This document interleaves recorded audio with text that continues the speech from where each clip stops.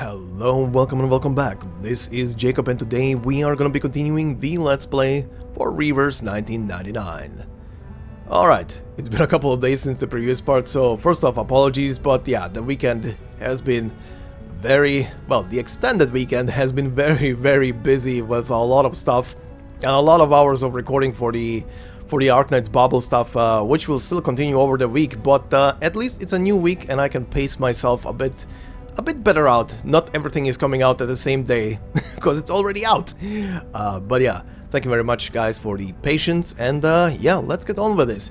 And of course, as always, thank you very much for the likes and the comments on the previous part. And speaking of, on the previous part, and this is in regard to the comment that I made about the named NPC, not named NPC stuff, at Spellbook said, most of the time, NPCs with full life to the portraits are named in UI. Let's say, for example, Laboratory Janitor, but other characters would refer to them as their real name in their dialogues, unless they're super important, but even then, sometimes important characters are still called as their jobs in the UI.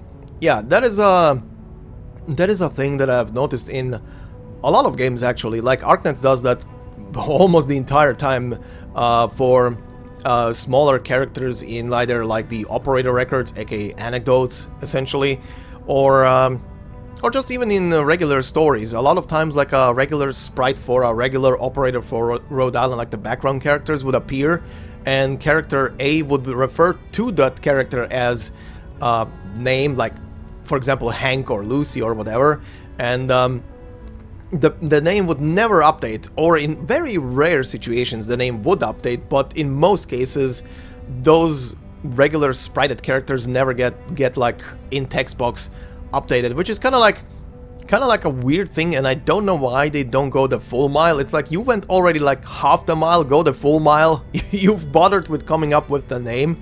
Why are you not putting it in a text box? And I personally always feel like the reason why they never do that is because the reason why there is a name in the text box is just for text flow. Probably just for like the conversation flow to go, like obviously one person will, you know, name the other person or say the other person's name that they're interacting with from time to time, but I guess it's not important to put in the text box, but I kind of feel it's kind of like a bizarre thing of, why don't you? You've already went like I said, you already went the first step to name the person. Why are you not going the full step then? But yeah, anyway, it's a weird thing, and I kind of always wonder why they never do it. But yeah, anyway, Spellbook, thank you very much for that. In other places, I saw also you guys bringing up a couple of things. One thing that I saw, and I don't know where I saw the comment specifically, but I saw someone to pay close attention to the text that appears when I click like this right now in the middle of the screen, and very interesting and very funny. Make good use of the umbrella. Huh. The umbrella, huh? Vertin's umbrella. Very interesting. And yeah, I did see that, so yeah, thank you very much. Also, some of you reminding me of spending the what are they called, the film rolls or something, to open up anecdotes and side stories. I already did that. I already keep per week unlocking something new, so they never fully stack up. So I have stuff prepared because yeah, in the future we're obviously gonna be hitting some anecdotes. I mean, like I said, after we're done with chapter 4, I'm gonna do an episode which is pretty much just gonna be anecdotes. Not sure if it's gonna be 1, 2, or more. We'll see. We'll see how they flow and how much I can record in one go. And after that, we're gonna be hopping into the first side story that is available as of now in the game, and then we're gonna hop back into the main story. But yeah, that's for the future. For now, we're gonna be continuing with this little thing. So then, the last time we left off with a declaration of war, essentially of our group against the institution, and yeah, let's see where we go with this. Oh yeah, oh, that reminds me. We ended with that, and we ended with, and I love it. I saw that in the comment section as well. So someone left a comment basically saying, if you look up gay panic in the dictionary, you will find Matilda's image. That cracked me up when I saw that. Anyway, thank you for that comment. But yeah, Matilda is a sweet goober. I like her. I like the type of character that she is represented as, where in like most situations she's just like all over the place, either relaxed or goofy or something. But when a situation calls for it, like during the divination thing that she was doing, she becomes just super in like a work mode, essentially. Super serious, essentially. Professional is the word I'm looking for. And I do enjoy characters like that. Like, one of my probably earliest anime characters that I really liked in that kind of role comes from back in the day from Bleach, when that started airing. Urahara Kisuke was that type of character who was literally just the goofiest goober, just joking around, relaxed. Everything about his appearance to how he speaks is just he's supposed to be like a comedy character, but when the situation calls for it, when he has to step into into the spotlight or guide someone or have a serious conversation with them, the tone just shifts so hard. And I love characters like that.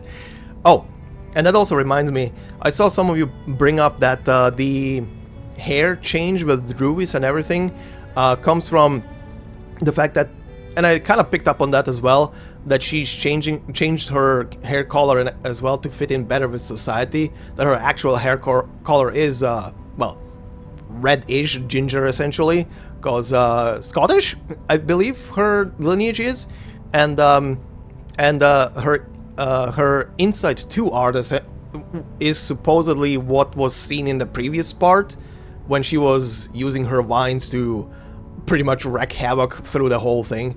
So that's cool. Oh, and apparently that is also the first time that the game like did like a character's insight to art for actual scenes in the story, which is also cool. And I kind of like her as a character as well. I kind of hope I'm gonna get her one day, somewhere, somehow.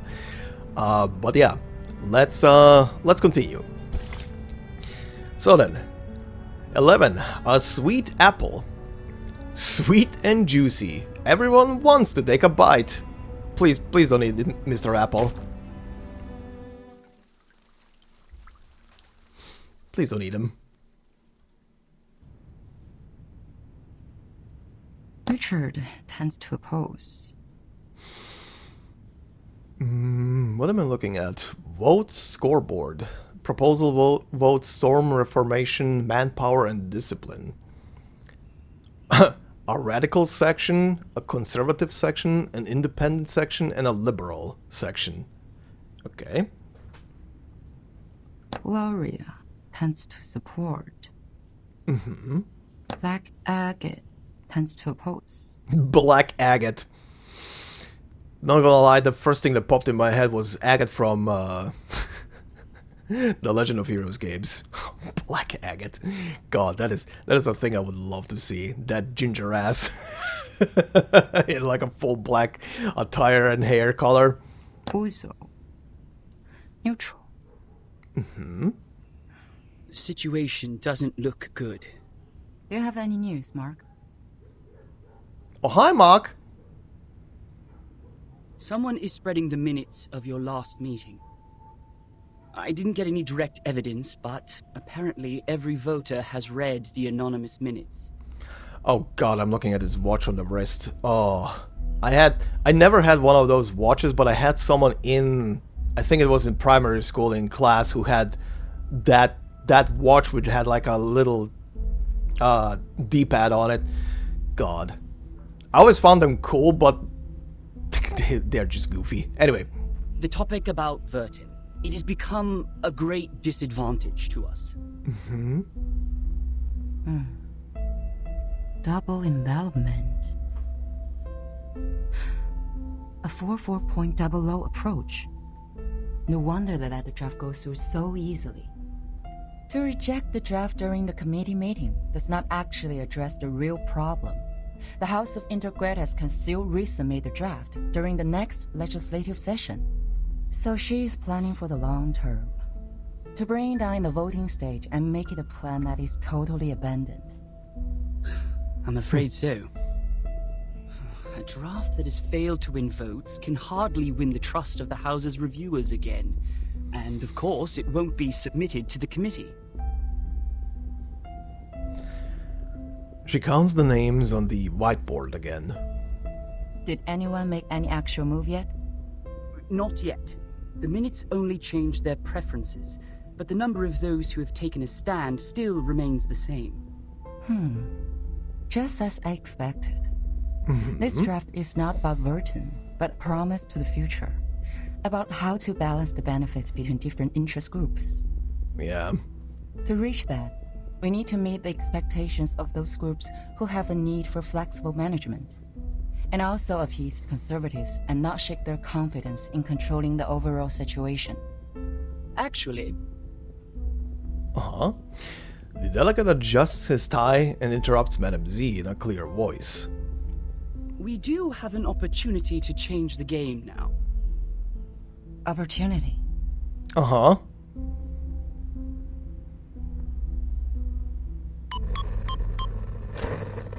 hi.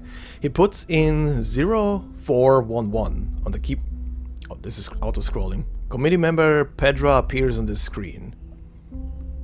Are you stopping? You are stopping, okay. 0411 on the keyboard, keyboard attached to his wrist. Oh, and turns on the big screen. Okay.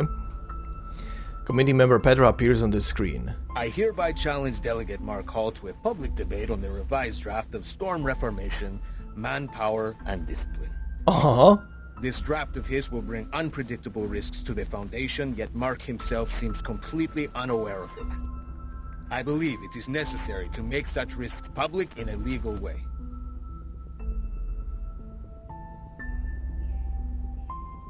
The delegate switches off the projection. As he turns to Madame Z, his cheeks have become rosy in heightened spirits.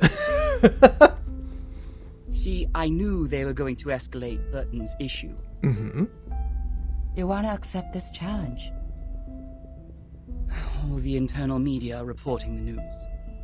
If I step back, they will definitely humiliate me and take advantage of the public opinion to undermine the draft. Mark, that's a menacing move.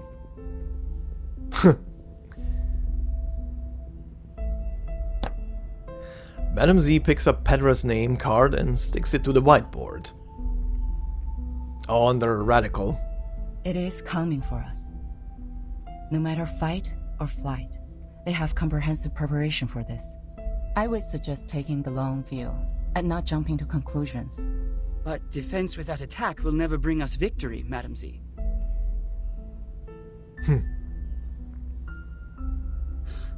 I've always wanted an opportunity to defend the draft in public. Concerning the questions they implied about Vertin, I've collected more than enough cases to refute them. Misleading questions twist people's opinions. It's time to tell them the truth. The gaze behind Madame Z's glasses has become subtly piercing. You have accepted it. Yeah, he basically just told her that he already accepted without consulting anybody. So she is, not pleased.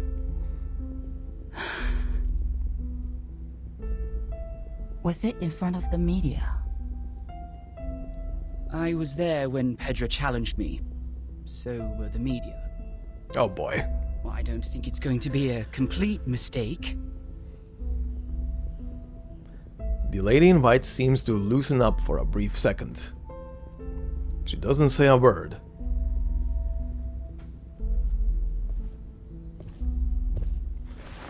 But walks up to him and gives him a pat on the shoulder.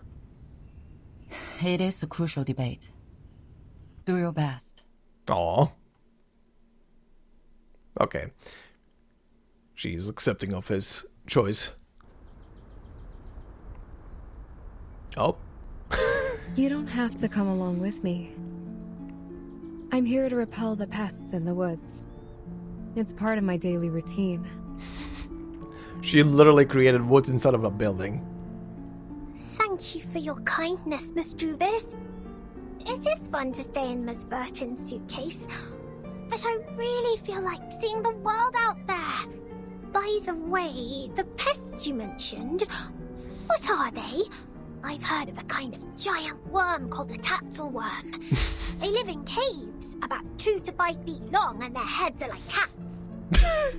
Be very careful if you see one. Both its skin and breath are toxic. This goober. Druvis bends over, lifting a hanging branch to make a way for Sotheby to walk through. I have never heard of such a terrible worm. Hopefully we will not encounter any. Sotheby jumps briskly over some roots crawling by her feet. So, what are we disinfesting this time? Oak processionary moths. Perhaps a few gray squirrel cubs. It's not enough to only rely on potions and arcanum to keep the woods in peace. Oak trees reside here, and everything will change with it. Animals that live in symbiosis, fungi that depend on each other. All of them will embrace diversity by the day. Sotheby suddenly looks up and points to the direction to the edge of the woods. Do you mean that? Uh-oh. A grey fluff is flying over there. Grey fluff. Druvis looks in the direction her finger points to. Whoa! Clusters of fluff in grey and brown coming together and forming a flossy tornado in front of them. Fly and dance in the air. A swarm of oak processionary moths. They are preying on something. A fuzzy figure in red at the center seems familiar. Miss Druvis, let's help out right away! The apple? Alright then. Any interesting new enemies? Don't think so. Have we fought this before? I think we have. Oak Procession Moth. A furry moth, the nightmare of plants, cleaners and doctors. There are no contingency treatment for them, but take it easy. The nurses are skilled at this. The textbook... Sorry, Red Oak Processionary Moth. The textbook has no details about it. Obviously, there should be a name of the brave. Uh-oh. Oh, wait, whoa. Huh? Trapped apple? His stun sees the opportunity before he croaks? Let's pray for him? Mr. Apple? The red figure is surrounded by them. We need to give him a hand. Okay, well, time to free Mr. Apple then, I guess. Target confirmed. Oh, shit, there he is! Alright, buddy, time to free you.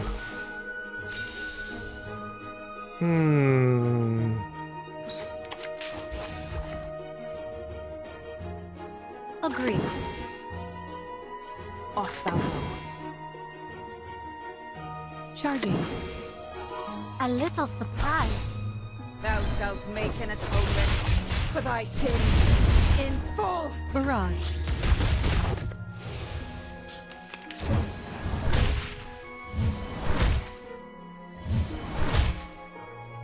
Okay. Sure. A tooth for a tooth. Loading. Feeleth pain and knoweth regret. Aim and shoot. Close.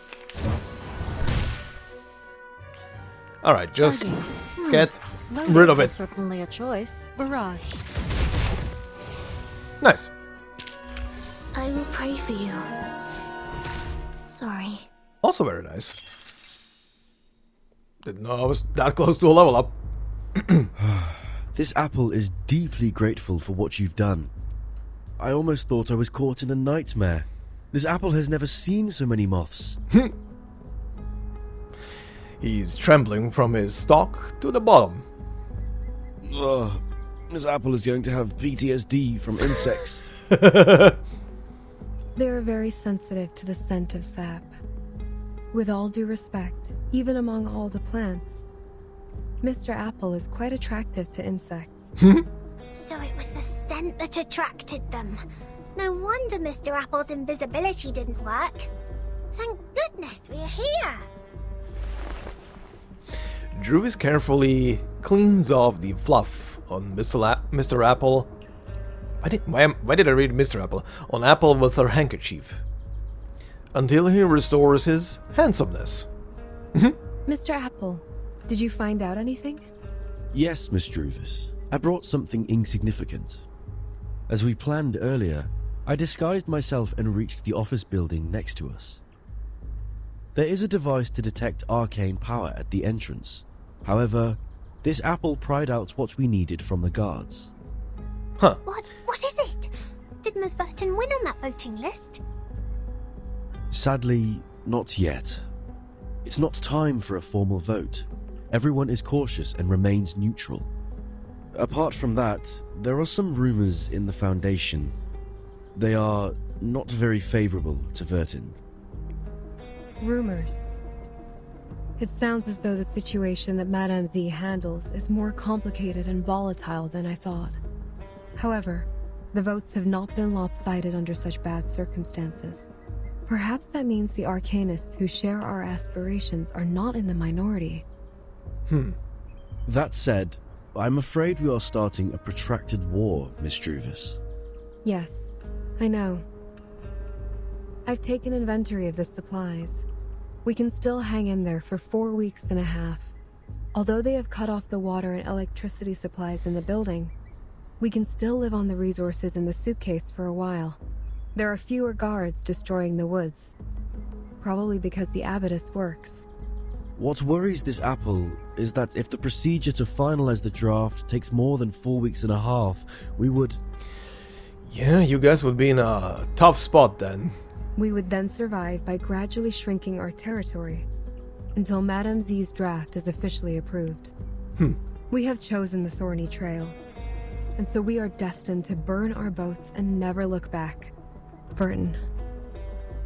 She is worth fighting for. Oh. For this point, Captain and this apple have absolutely no disagreement. Then this apple will keep scouting around for updates so that we could respond in time. Where is the captain speaking of? Where is she? Sotheby's eyes are fixed in another direction. What are you looking at, Miss Sotheby? Over there. It feels like someone is staring at us. They both look over to that corner. There is nothing but shadows. The darkness looks like a pond of unimaginable depth. Druvis stands up. Let's go back. To the deep woods. Who's looking at them? Someone's observing them.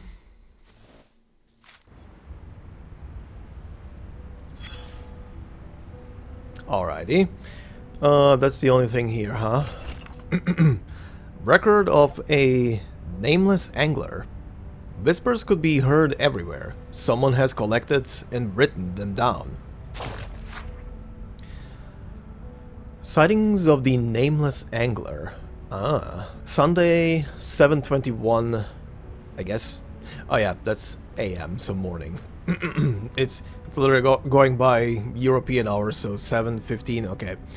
7:21.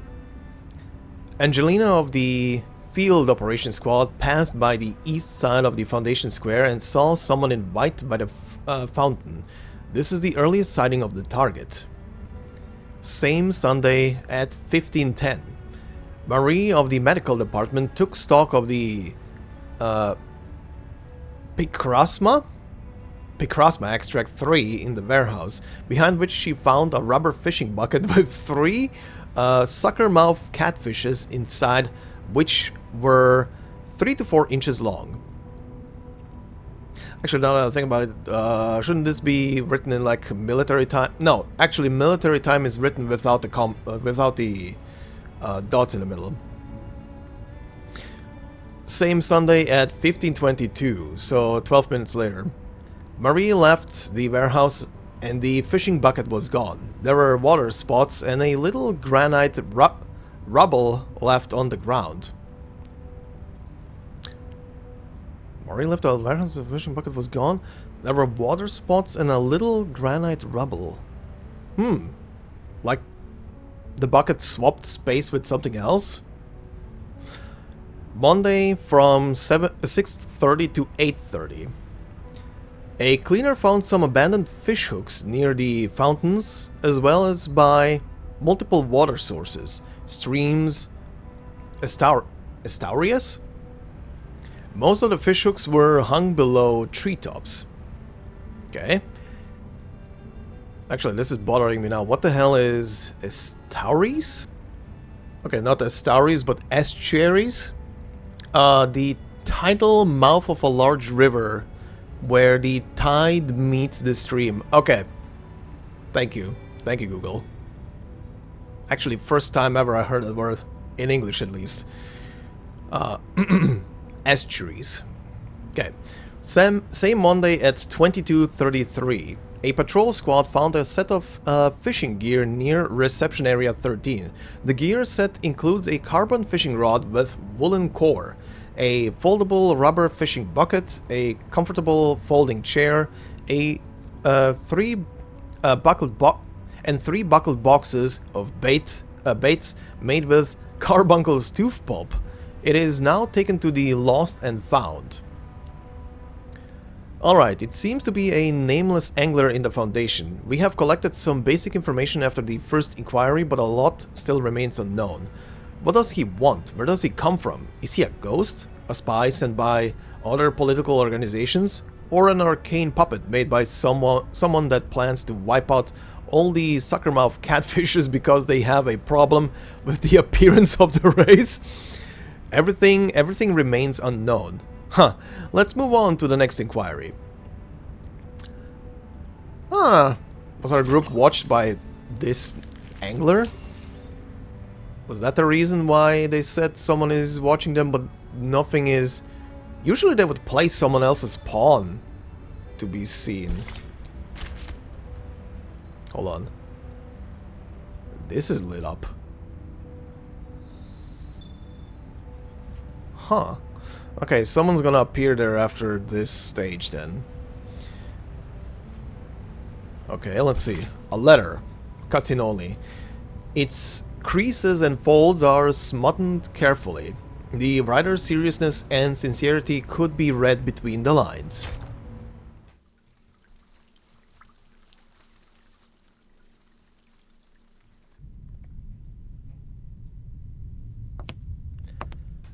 Committee member Pedra walks out to the changing room.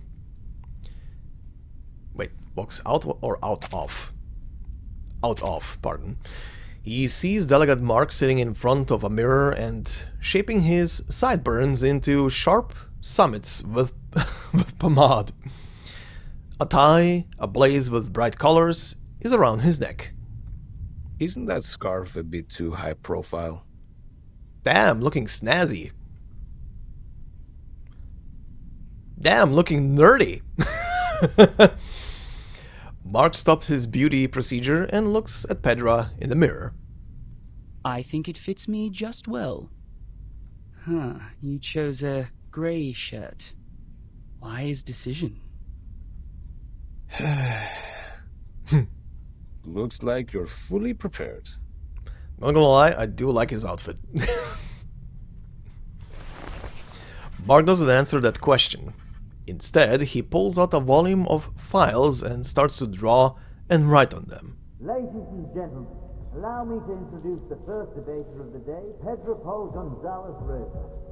Graduated from the Law School at the University of Sao Paulo, he is a member of the committee and, more importantly, the challenger of the debate. Pedra lifts the curtain and steps onto the stage. The other debater of the day is the delegate of the House of Integrados, Mark Hall. Over the past 10 years, he has served the Foundation by drafting countless acts and conventions.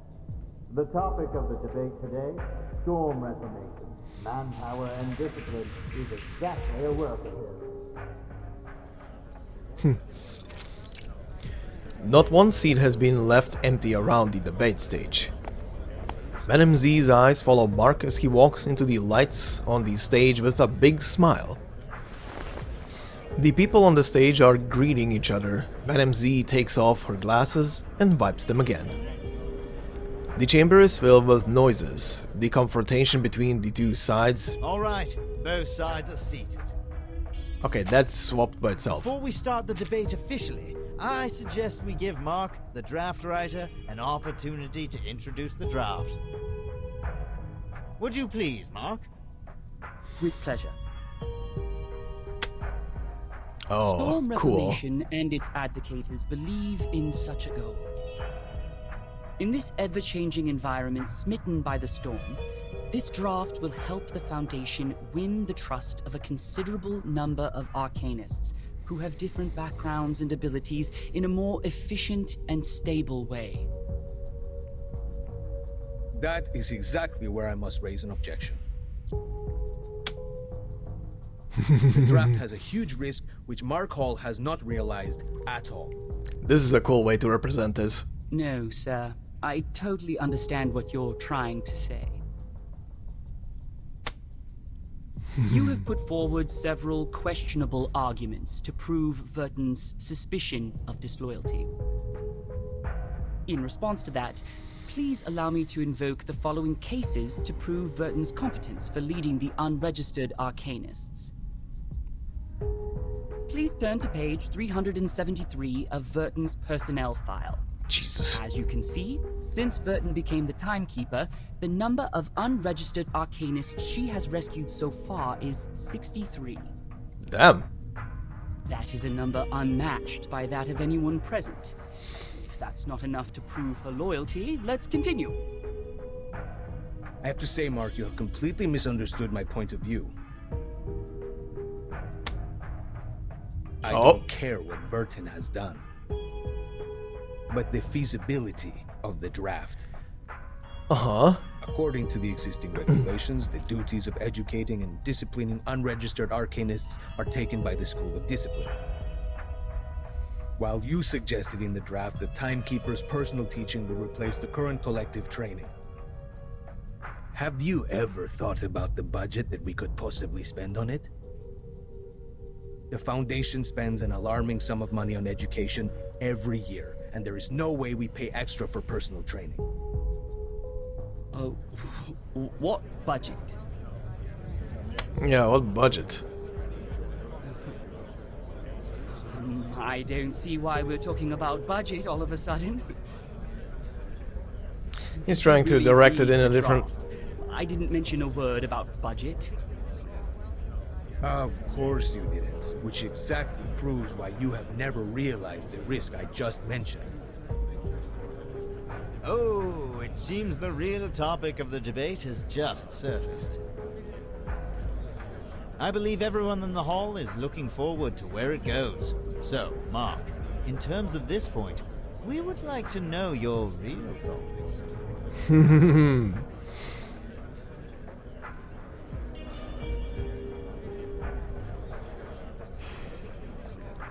Guy's talking money, and that got everybody's attention. Uh-huh. She gets up, walking towards the entrance. This is already a composition which the White would like to see. The Blackstone is left there alone. The last move is also a defense in panic. Mm-hmm. If I were the player...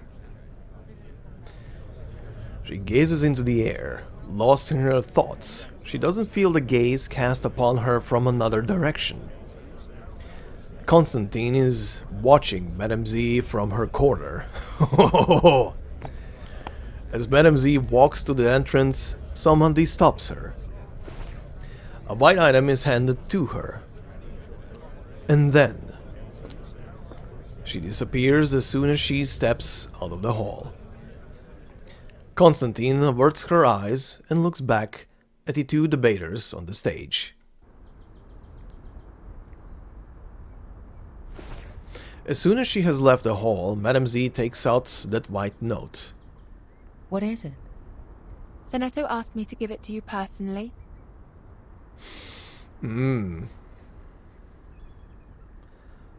It looks like a simple, usual letter. Dear Madame Z, with this letter, I send you my best regards. I have been instructed to manage affairs on behalf of Timekeeper during her treatment. Please let me know if there are any missions to alleviate the situation. I will do my best to meet your expectations. Sincerely, Sonetto. Aw. Good news.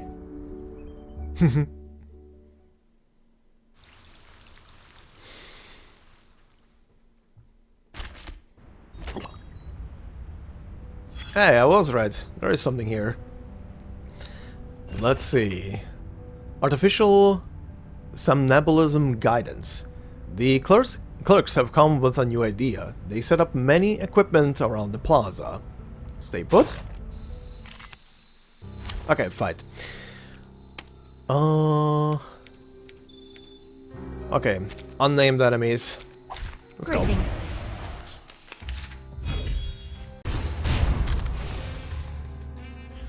I will pray for you. Sorry. Okay then. Their plan won't work. The trees don't dream. Artificial somnambulism guidance version 2016. Welcome panel 00101PL. Welcome to the dream, Arcanist. To enter the examination dream, investigators' stamina and athletic performance, touch the tip of your nose with your left forefinger and press the spot above your heart with your right ring finger and middle finger. Hold the position for 3 seconds. When you feel heat in your throat or the middle part of your spine, press the start button. What? That is something. To enter the examination dream, investigators practice of Arcanum knowledge and incantations. Okay, so to enter stamina and athletic performance, you do this. For Arcanum knowledge and incantations, you do press the tip of your tongue against the roof of your mouth and imagine something that makes you anxious or worried as specifically as possible. When there are goosebumps on your skin, press the start button. What? To enter the training dream, custom mental stability. Clench your fists 3 to 5 times, push the green button upwards by 1 notch and press the start button. I swear that the next one better have the Konami code in there. To enter the status simulation dream, conventional insight tour. Hold the Afflatus medium or the relevant books you need, swallow the vanilla mint provided by the device and press the start button. Whatever. New feature panel 00102PL. Okay, the one was the other one's just 111. Okay. How to use the joint training dream. Tactical cooperation. Make sure the distance between the two joint training devices is less than 25 meters and they are not separated by any aluminium wares. Make sure the two devices have the same mode, enemy number, weather and terrain. Okay, 3, 4 and so on are left empty. 6. Choose a reasonable mode according to your conditions. Uh-huh.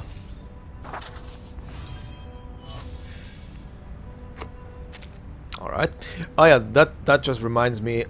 Probably, considering there's a new currently banner running and everything for, what was the character called? Cacania. I'm probably gonna start slowly doing, like, polls again on her banner, considering she's new and everything. But nothing major, I'm just gonna do regular 10 polls and see where we get. Because, I barely have anybody right now, so why not? Alright, I see Sonetto. Flashing red. Sharp and glaring. I can tell it's the color of warning.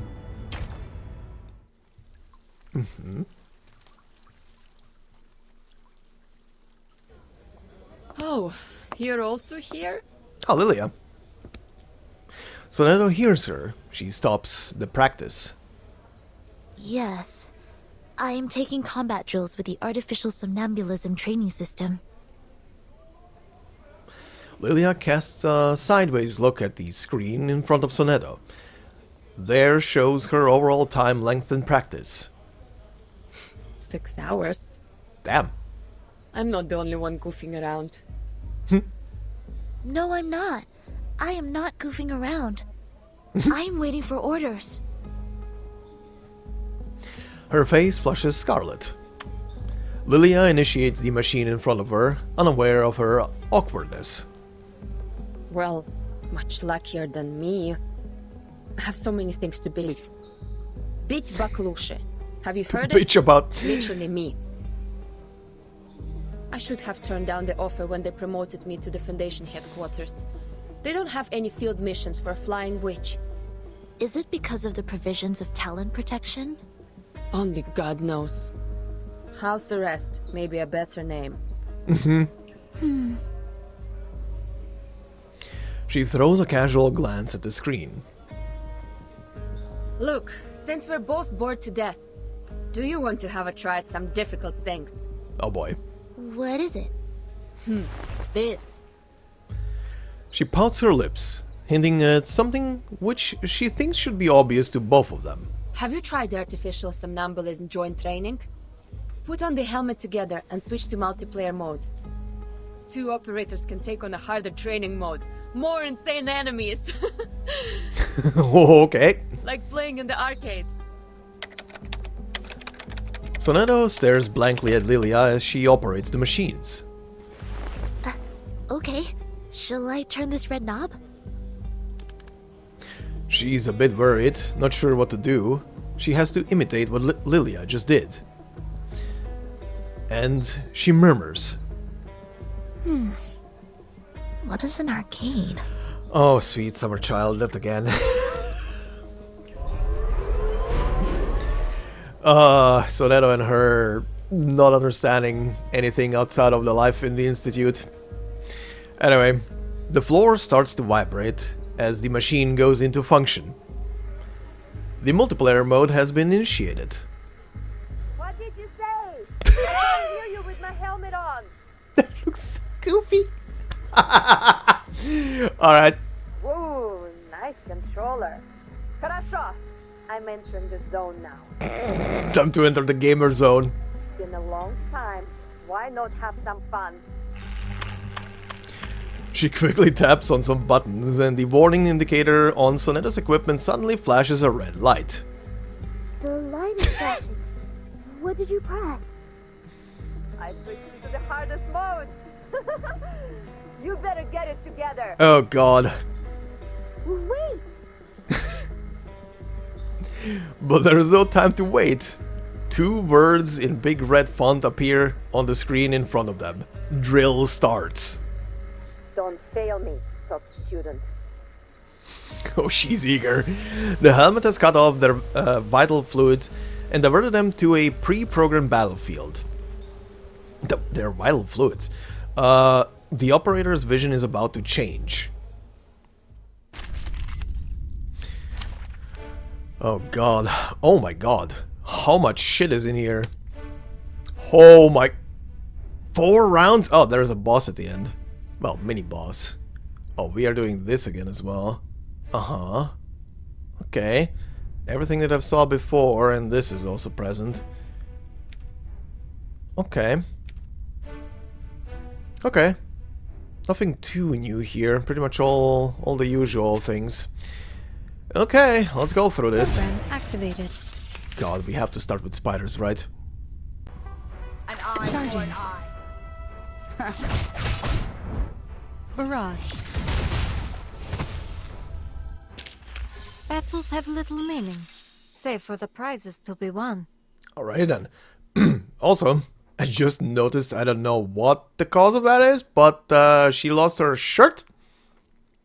Interesting. Lucy, that is. I am exhausted. Also, it took me like at least 2 rounds until it clicked in my head that I was fighting with only 2 characters. I was like, wait, why is she not getting her cards? Oh, right. They literally went with the whole thing of, it's just these 2 fighting, so you only get 2 characters. Nice. Almost joking. Jesus. They take off their helmets, slumping onto the floor together.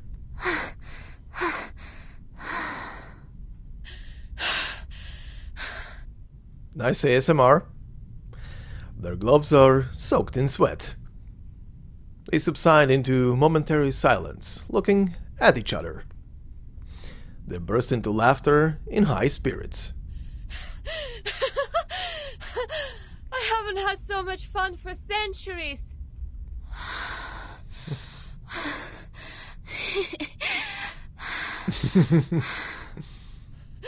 How many times did we die? Sorry, I cannot do math now. My mind goes blank. Who would expect the Sonetto would have a brain fade?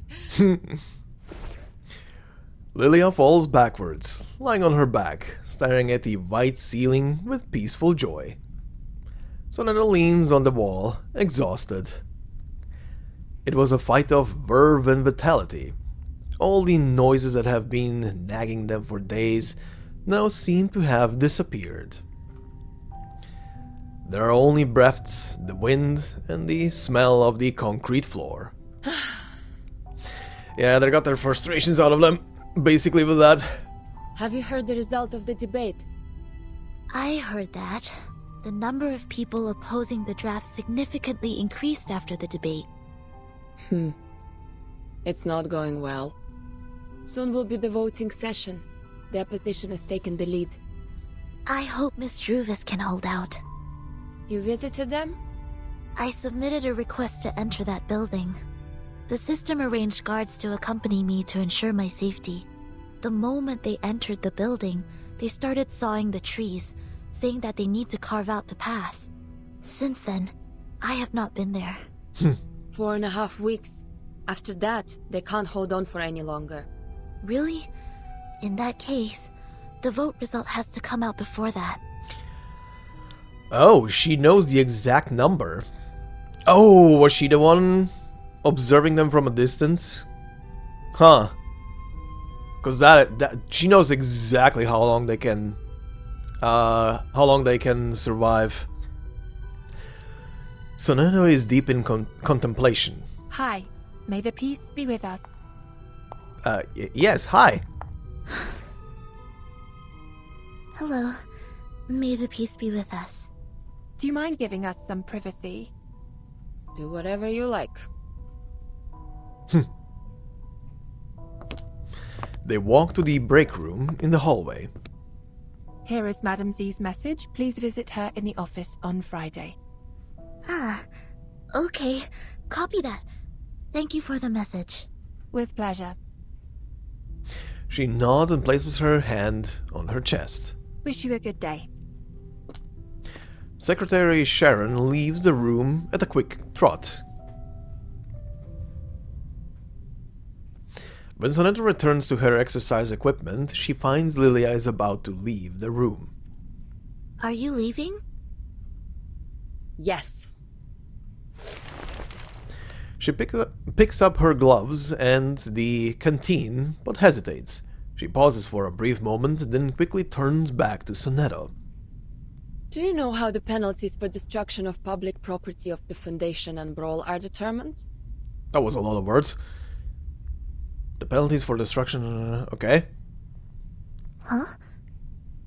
Well, according to measures of the Foundation for Administrative Penalties, based on the severity of the circumstances, fines will be imposed and the offender's salaries shall be deducted accordingly in minor cases, while detention or expulsion shall be imposed in major cases.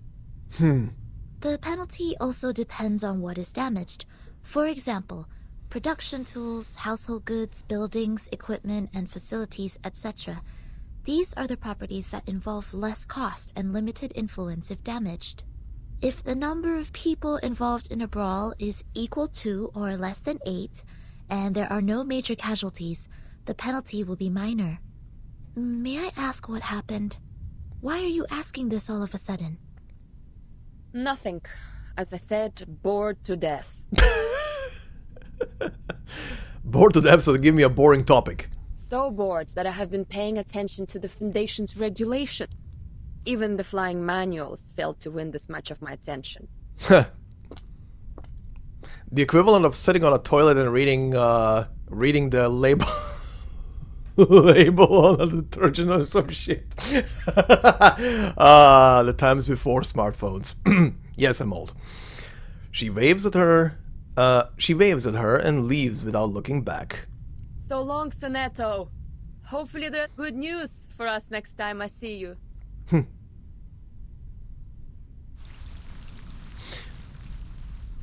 Alright.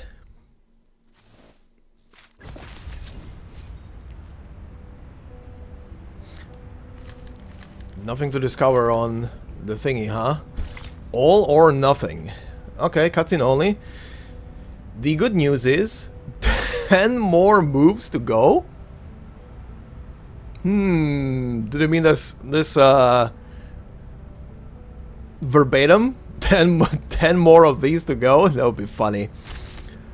Oh yeah, speaking of Sonetto as well. I have her very close to 100% bond now as well. And I was already thinking maybe in this episode to add her whole thing, like just reading through her short little story that unlocks with her bond. But there is one more thing that unlocks on 100%, which is like the items things, personal possessions, whatever they're called. That unlocks, I think, on 100%, so I'm gonna wait until she hits 100, and in one of these future episodes, just gonna read, because I do want to do that for some characters at least, and read their mini stories that come with the actual unit. Anyway, let's begin. All or nothing.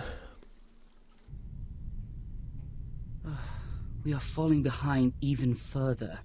A vote or two won't help us turn this around. I know. The move to deny was indeed useless. The Arcanists that were on our side have defected. Huh. I misjudged the situation in the debate. I was going to seize the opportunity and the initiative. Time to do the Othello thing where you flip the entire board in front of you to your color. She doesn't respond to him, only pacing back and forth in the room. To seize the initiative may bring us the chance. Ooh, I like this.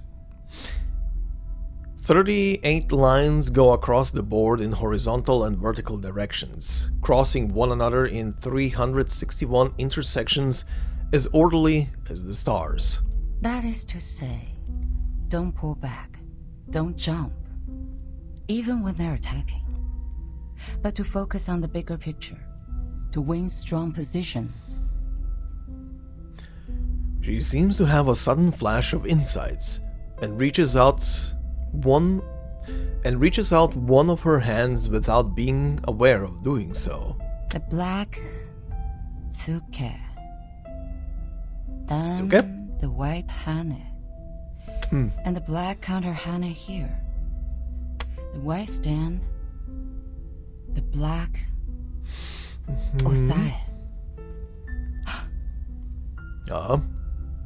A flash of inspiration. Through these moves, I see. The move to D11 can save us more than 10 Mukov stones. We can still win within 10 moves. That's what that meant. Mark. Yes? Are there any other things we can do?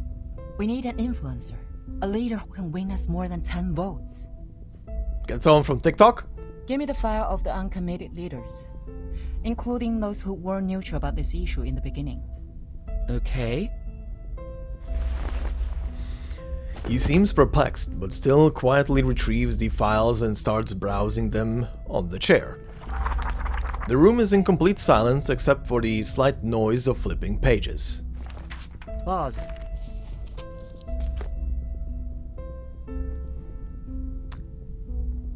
Bernard Curry, Noni Fontaine, William Barzell.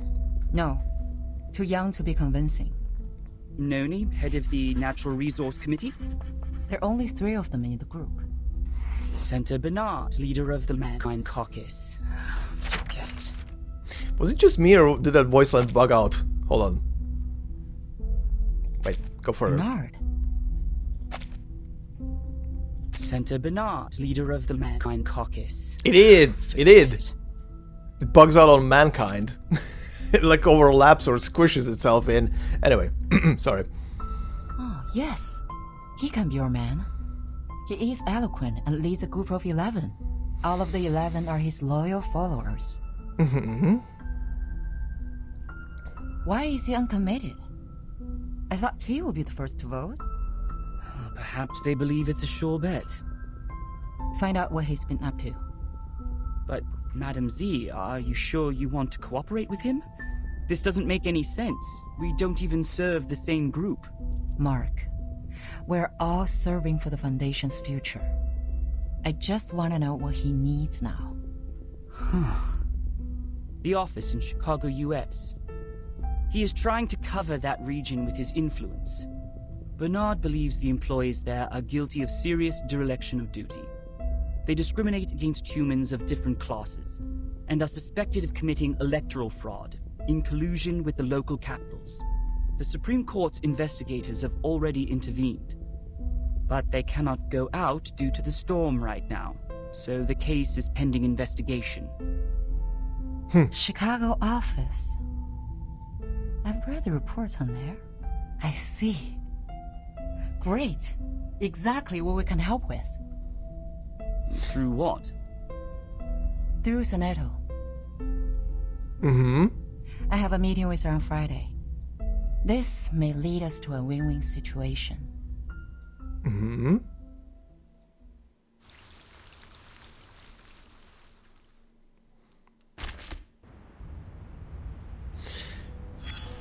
Connecting back to what we just did in the previous 2 chapters ago, rather. Okay. The hardest mode. Don't waste such a chance. Hardest mode it is. Uh-oh. Oh god. What are they gonna throw at me? That's the hardest mode? Lord Buncle. Oh, it is like... Well... Actually, is it? No, this is like the only big one. Okay. Anyway. Program activated. Big kitty. Sorry. The chant of incantations echoes here. After a character casts a 3-star incantation, HP, max HP times 25% for all enemies. Oh, bye-bye HP for you guys if I cast a 3-star one, huh? We'll see. Our victory comes in a tide of blood.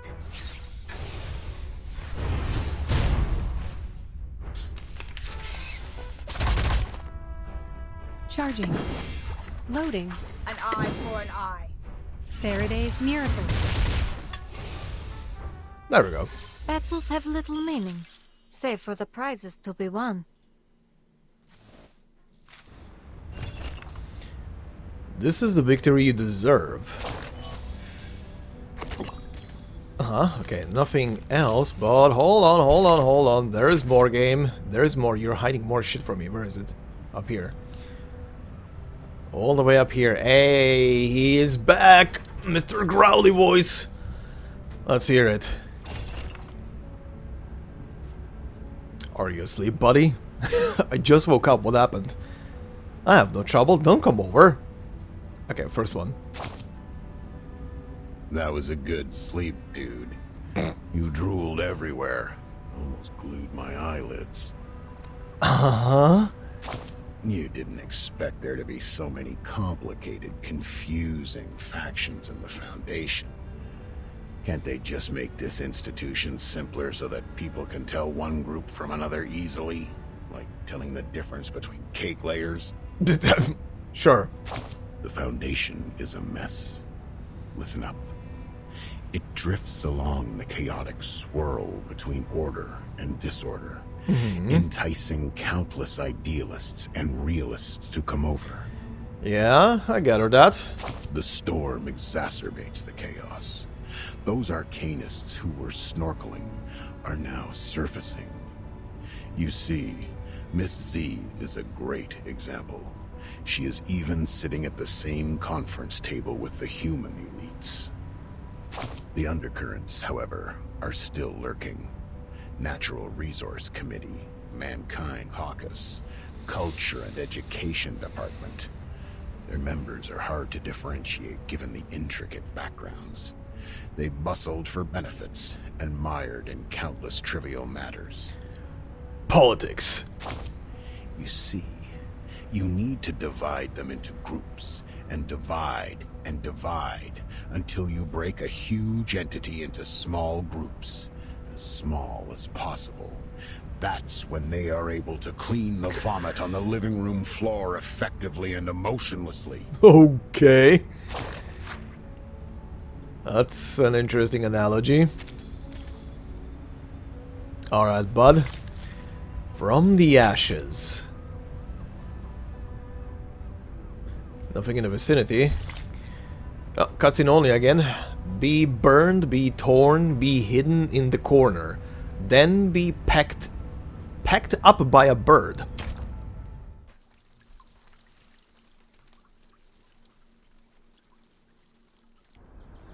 Best wishes for the upcoming victory. Oh, they're already celebrating. Great. It will be the final vote soon. It's a stunning victory for us. Cheers! You guys are about to get turned around. Cheers! May the peace be with us. Or is that our guys? The group is fully immersed in the joy brought by the collective glory. You're in a good mood. Now they shut up. Z. You must be in the wrong room. You can't find those friends who tell Balderdash here. Balderdash. Bernard stops them with a wag of a hand. He pushes his way through the crowd and comes up to her. What brings you here, our honorable committee member? May I have a word with you, Bernard?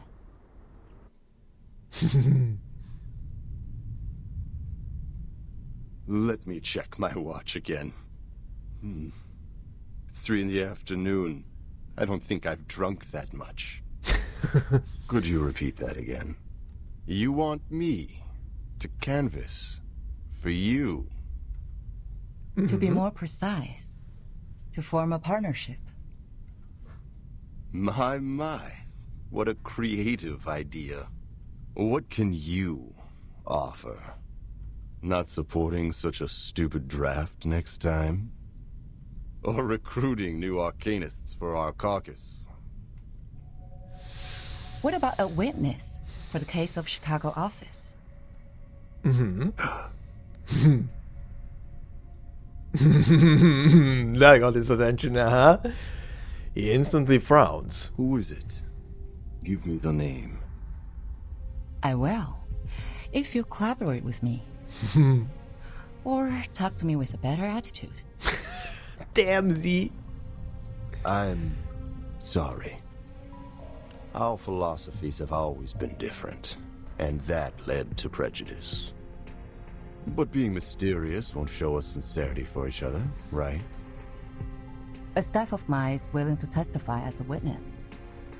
Her report can prove your point. Strong enough to prove their negligence? It depends on the special prosecutor. But the evidence is strong enough to prove that you're innocent from setting up others out of your personal interest.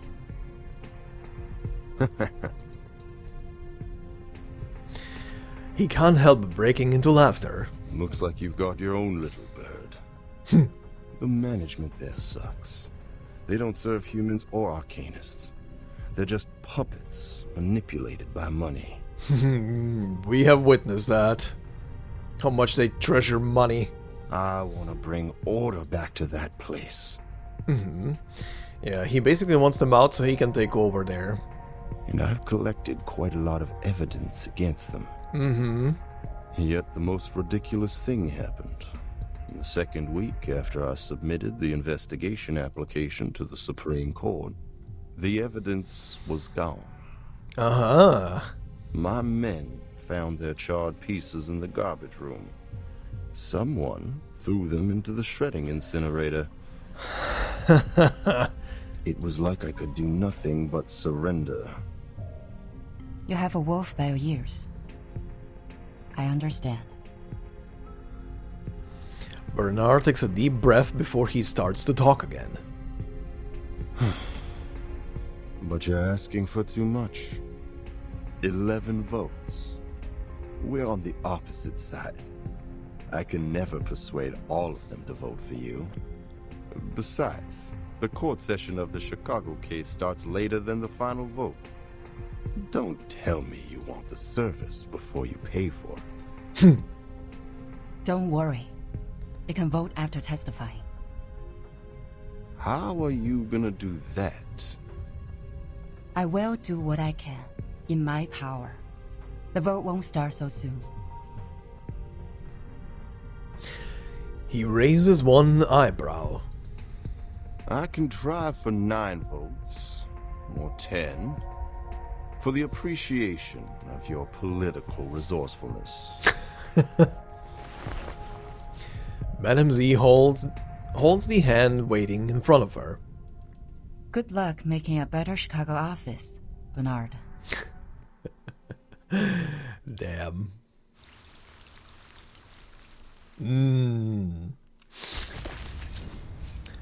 I like the political snickery in the back. Okay. Ping pong match? Contact point. Also, I just realized this is stage 16. And where did we... Wait. We started on... So on the 4th, 10th, 13th, 16th, 18th, 20th. Oh, we're getting to... quite the timeline. Quite a lot of days have passed. Friendship first, my friend.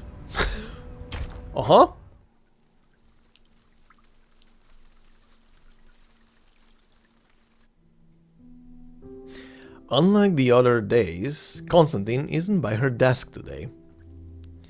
The light in the room stays off. She has her back to the door, facing the window. Daylight slowly permeates into the dark room through the rigid marble window. It's Petra. Come in. I'm here to report the situation so far. Some neutral parties have tilted in favor of the draft. How many? Not a lot of them, but enough to make the votes even. They have always pursued revolution in the Foundation. Looks like Mark has finally persuaded them. I heard Miss Z has been working hard on canvassing too. But the number of the conservatives remains the same. We don't have to worry about that. I believe we will still prevail in the final vote days later. What about the other groups? Still functioning as usual. Nothing special. By the way, Bernard and his men paid a visit to SPDM. I didn't get to talk to them. She turns back to face the window. Thank you for the report. She's never been so persistent. Do you know why she's been so different this time, Pedro?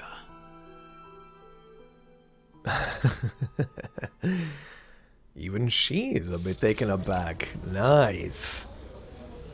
I didn't realize you had time to invite me to play table tennis.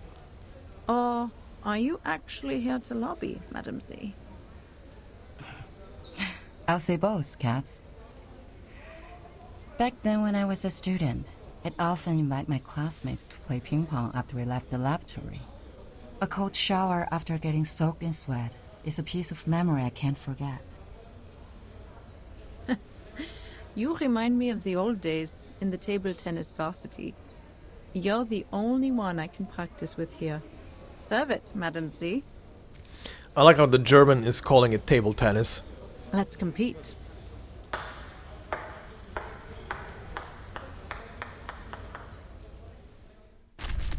Oh. Uh-huh. Only 2 enemies, huh? Oh, Guardian Spirits. This is new-ish or not? I don't think so. The embodiment of the Foundation's core mind materialized in the form of gilded marble. Solid, loyal, and tidy. Okay. Greetings. Special. Friendship prevails all. Our teammates are not in an ideal condition and thus unable to fight properly. Please watch out for our guardian elves. Oh, we have a buddy here. Wait, what do you do anything? Flash of Genius. When the caster enters battle, gives taunt. When a round ends, performs a 1 target attack and 1 mass attack. At the end of every 3 rounds, performs 1 more mass attack. Okay, I will have to keep this one safe. Okay. Agreed. Charging. Huh. Very well. How much damage this is gonna do? Ooh. Oh. Shell damaged. I see, I think.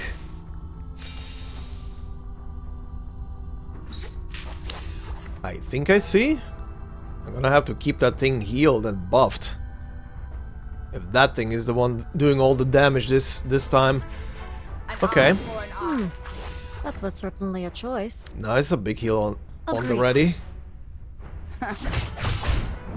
Yeah, you guys are doing barely any damage. Okay, this is gonna hinge on my little helper here. Hey, perfect. Resistance is futile. I hope you like a splash of Perfect. Okay. That You was are getting certainly a buffed. choice.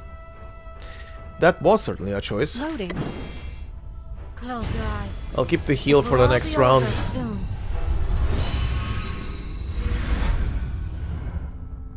Our victory comes in a tide of blood.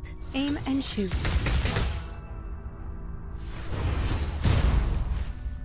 Alright. There we go. Nice. There we go. Okay. We'll have to heal you though. Atop the scale of Just justice. in case. Agreed. A tooth for a tooth, noble or lowly. Nice, full heal. Let's go. Pay for thy sins with thy blood.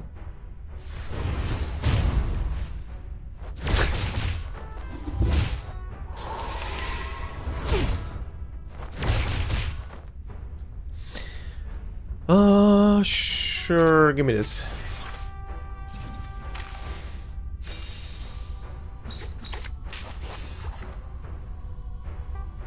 Let's hit it with everything I got. Charging. Loading. Thou shalt make an atonement for thy sins in full. 1. Oh, 2! 2 damage! Target confirmed.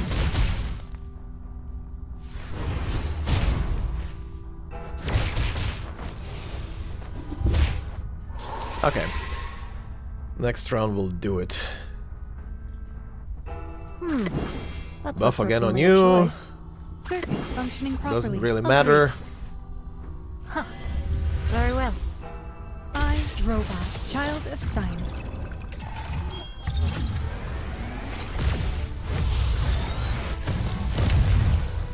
Trust me, it won't hurt. Alright, this was definitely an interesting And now, battle. To return to my long-term mission. Rest. Oh, hell yeah. Backhand chop. Great, great. Great. God, I can never force myself to do a German accent, or any accent at all. Which is weird. I'm bilingual! She nimbly picks up the white ball and bows. Again. Ready to go. Hey. Nice shot. Madam Z strikes. The little ball flies over the net in an extremely low parabola and goes into the unguarded corner of the table. Katz turns her body to one side, striking the ball back confidently. We're planning to revise some articles in the draft. Which articles? The articles about strengthening the control of registered Arcanists. You're right. We do need to improve the credibility of the Foundation in the outside world. Tell me more.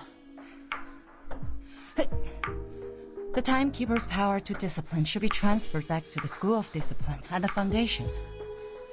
The Foundation will conduct a unified risk assessment on Arcanists to ensure this team is always under control. But in fact, it still belongs to the Timekeeper, right? Yeah. That is our minimum requirement.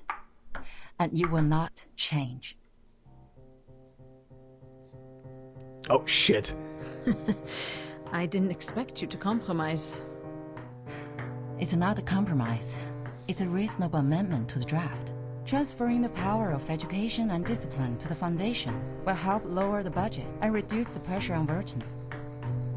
And you would even lobby an opponent, me, for this amendment. A reasonable appeal shouldn't be rejected just because it is raised by a different faction. The Foundation needs solidarity, not contradiction.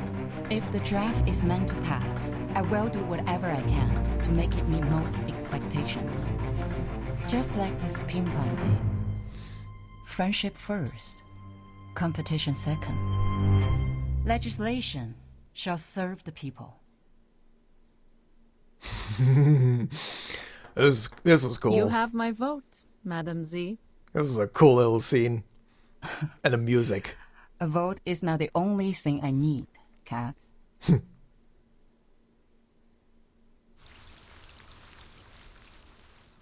This is a very cool scene.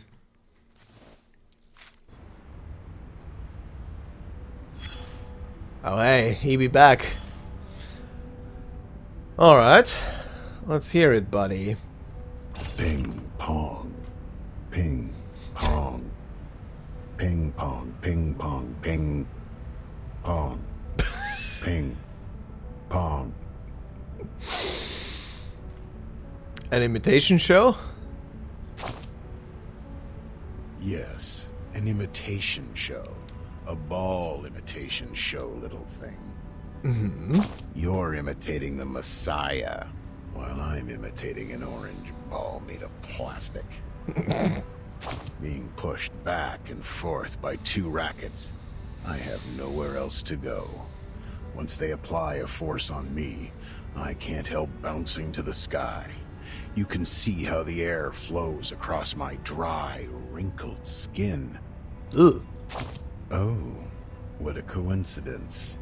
Aren't you in the same situation as mine now? Ha! Look at your frowning face. Your face wrinkles from the eyebrows to the nose tip, but people can barely see those light furrows. We know what that means. You have a poker face, and it's never your fault.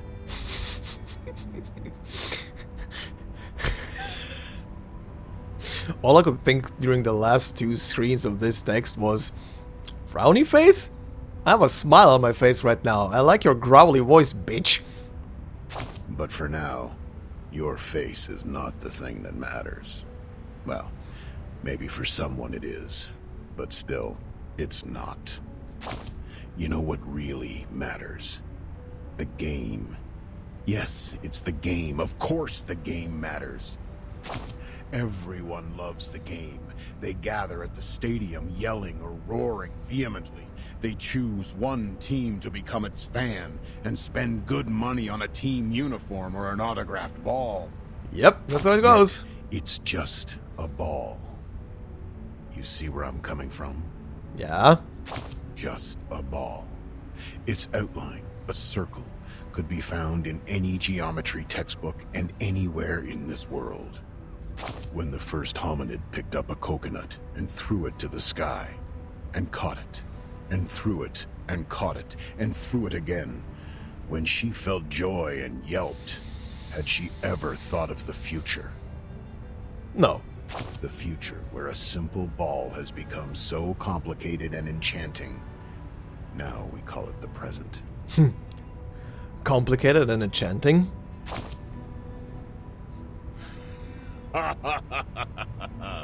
Yes, sure. Complicated and enchanting. Use your silly and smart head to think about this ball game carefully.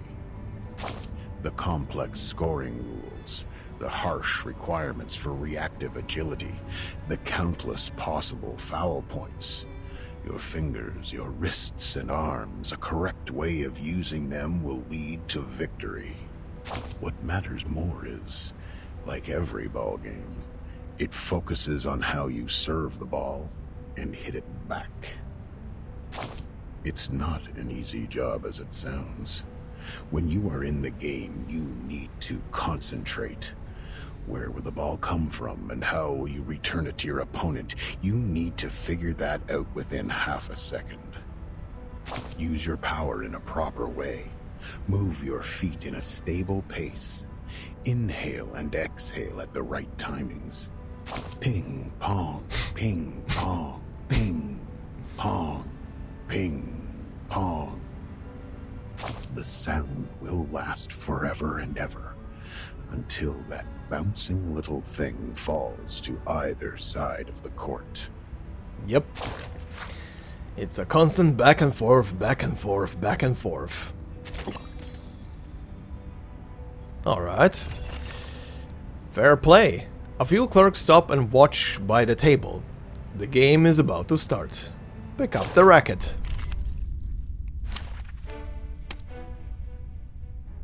Okay, regular enemies? Yep.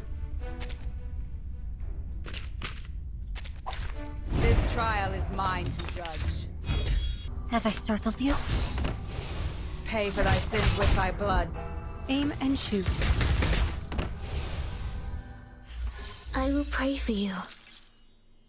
Sorry. You received applause and admiration. Thank you. I guess. Alright. Echoes in the dark. Definitely a longer chapter than the last one. A sentence falls down into a cave and breaks into countless words. Her office, huh? Okay. Let's see. Cutscene only.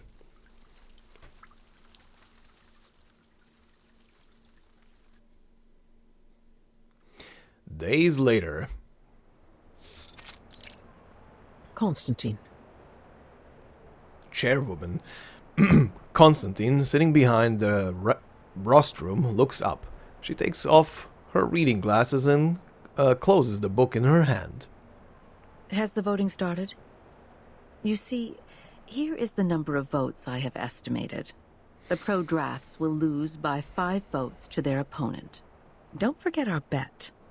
The one who loses will pay for the new stamps. The final vote is not today, I'm afraid. She has a complicated look on her face. Z's speech is still ongoing. She has just started the part on Article 3, Section 5 of the Rules of Procedure. Mm-hmm. But the speech has already lasted 7 hours. Oh my god! Even some delegates have left. What? Is that a tactic? Is that a tactic? To prolong it? To give them more time? She's just yapping away until they leave. She smiles, surprised. A filibuster? Yes, and Katz's speech will be right after that.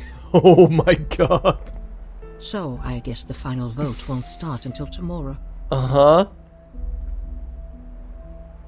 That won't make a difference. Delaying the vote won't change the result. Are you sure about that, Chairwoman? Constantine sighs. We don't know yet. I didn't expect that she would be trying so hard. But for me, this is not necessarily bad news. The filibuster will only have two outcomes. It is either one of the parties wins over 2/3 of support and gains victory, or both parties get stuck in a tug of war. If this tug of war doesn't end with a clear outcome, the Storm Reformation will end up completely dead and forbidden to be discussed within 5 years. Are the stakes getting too high? Someone trots over from the doorway. As he comes up to them, he bends over so that only Constantine can hear him. Madam Vice President? Mr. President came back from the Pax House. Oh. I will go see him now. He's waiting for you in the office. Is Dumbledore back? It has been over a year since they last met. Constantine quickly trots along the hallway. The window is clear enough to give reflections. She stops and fixes her collar. The door is left half open. Mr. President. Okay, definitely a character I haven't seen yet. Good day to you, sir. May the peace be with us. May the peace be with us. Okay, you guys are intentionally keeping his face hidden. Why? Are you feeling better these days? I can still hang in for a few years. Thank you. Are they doing all right? Just as usual. Nothing to worry about. It gives Constantine a small wave in the shadow. She walks up to him. I'll stay in the Foundation these months. The agenda is well arranged. There is something more important that I must tell you in person. Uh-huh. Constantine nods and bends over to listen. The shadow of the president casts on her. The rusty, feeble words are difficult to catch, but the meaning of every word makes her eyes wide open out of shock. Could I even hear anything? That meant something?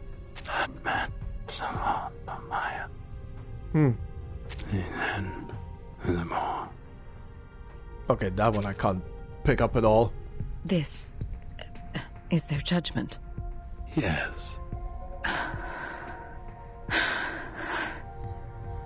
Then I have no objection to it. You kinda sound like you do have an objection, but you're withholding it.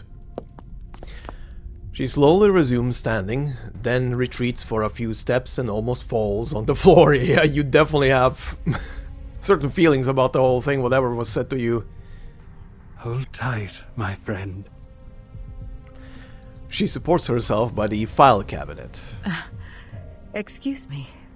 I have to admit, I was surprised. Thank you for telling me this. That smile on her face.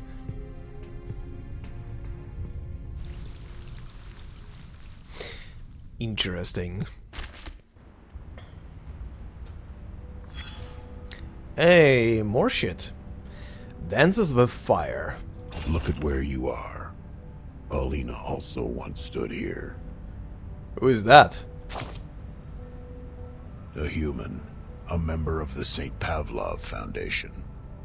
She started from here, took 33 steps and a half, turned left, opened the door, and then turned right, went on for another 5 meters. She stopped and opened the Historical Intelligence Cabinet. Okay. What was she like? Why was she there? Why was she there? For work, sweetheart. Oh, thank you. Most of the actions we took in most of the time were for our jobs, or for the sake of getting one. He called me sweetheart. Anyway. She's a good employee. The kind of person who sincerely wishes to contribute to society. Her dedication to work equally applied to events as big as maintaining peace, and matters as trivial as looking through old files. It was the 1931 file, or the 1935 one. Uh-huh. She hasn't gotten there yet. But there is another folder which has caught her attention. By the way, absolute side note. Does anybody else, when they read or look at this text, even though you're just listening to it, do you tilt your head in the same direction that this is? Because I'm doing this constantly. On December 28th, 1932, on the wonderful day of the Holy Innocents in Mexico, 13 Arcanist high school students attacked the crowd during the nighttime celebration. Ooh. They claimed the oracle had uttered to them from the inside of a gigantic Cordia Alienoides. Alienoides? They had to shoulder the responsibility to protect the people. Alienoides? Is that a specific word? Hold the phone. Alright, so special type of tree, grows in Mexico, and you should see it on screen right now, at least the leaves and the flower. And I'll say the flowers that grow on it look very pretty. Anyway. So they took their wands and knives, carried bottles of potion of concocted picric acid and nitrocellulose, and walked into the festival market like any regular happy young people. Huh. Their attack led to 17 deaths. Jesus. 6 were injured, among which 4 were disabled for life. One young girl among the attackers couldn't physiologically stop her hysterical laughter, even when she was under arrest. Jeez. She quivered convulsively, with her hands twitching tightly on 31-centimeter-long pruning shears. She kept muttering the word Bacoti, which is the common way to call the Cordia Alienoides among the lumber dealers. Ah. In the Aztec civilization, it means giant mouth. Huh. Any mouth can talk. In this case of mass hysteria, this was the one true rule. Hysteria, madness, paranoia, hearing voices or seeing things. These abnormalities are the sparks flying in the air, and Arcanists are like dry cotton. The encounter of the two will cause a fire. Paulina complained quietly. She accused the danger of fire, the risk of heat. One can hardly hold no grudges against the flame when it is hidden next to you patiently, waiting. She started to mutter something of a more extreme nature. She was carried away, forgot that each individual has their own right even in a collective body. She forgot what public opinion can do to subtly influence a community. Her eyes were fixed on the scarlet flame. Racist thoughts crept silently into her blonde-haired, beautiful head like a cunning centipede. Fortunately, this is not yet the end of the story. Paulina still had her chances to change. To change? Change. Yes. An alteration. Everybody has to change. You can improve your living standards, pay for prettier white clothes, drive around in a limo painted in bright pink. Anything to prove that you're as much of a man as those tough warriors in ancient Europe. Or you can try the bitter side of life. A life so bad that every weekend you have nowhere to go but lie on a couch hollowed out by your dog and pick your nose. You pick it hard just to locate and take out the hardest, largest booger that irritates your nasal membranes to stop the endless sneezing.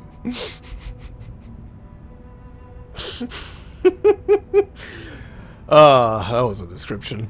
The change of Paulina started from a question. A senior staff of the Foundation walked to her, flipping through the pages of the same folder, and asked, "But Paulina, how are you going to deal with the fire?" Uh-huh. On the next page, the survivors started a new life under the supportive measures, and the crazy children have left their poor family, leaving the violence and harassment behind, and moved into a sanatorium with white walls. The record of the follow-up visits showed that they have stayed mentally stable since. They learned to calm themselves and overcame drug addiction and alcohol abuse. Some of them were even married. Between the last 2 pages, there lies a thank you letter. The name signed at the end of the letter went on for 2 lines, and the last name ends with a cheerful strike going up, like a smiley face. The fire is always there, Paulina.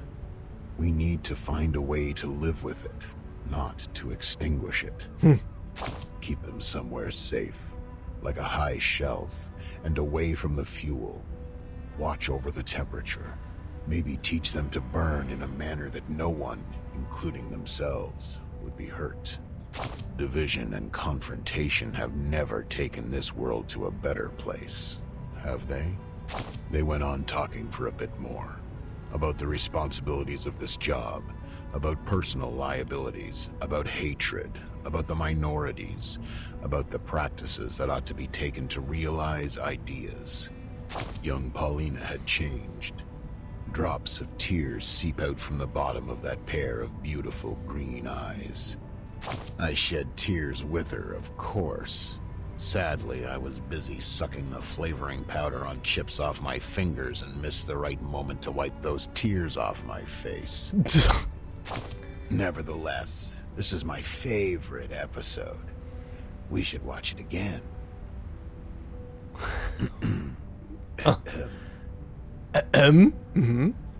Look at where you are. Paulina also once stood here. Interesting one.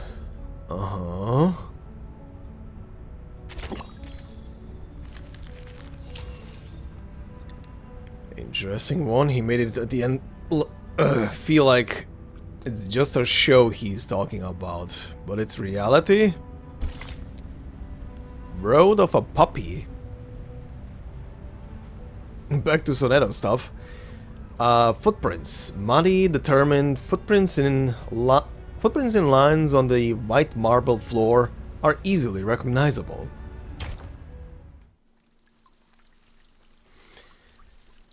Okay, you ginger puppy. What's up? Oh? As witness? This is a flashback. Yes. Your report means a lot to him. Oh, this is from the meeting between the two of them. I can provide the report, but I have no experience in court hearings.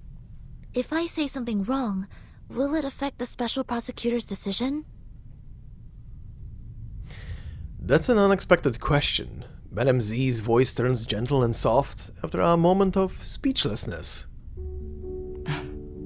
Sonetto, testifying is not taking exams. The court doesn't need a skillful witness. Just honestly tell them what you saw.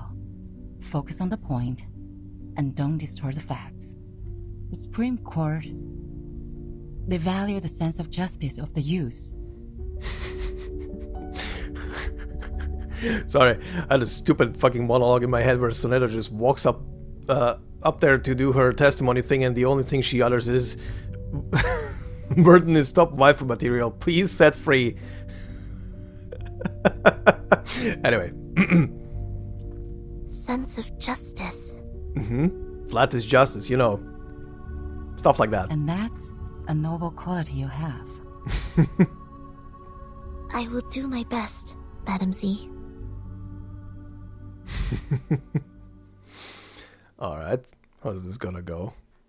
Very curious how this speech is gonna go. The meeting room. Witness.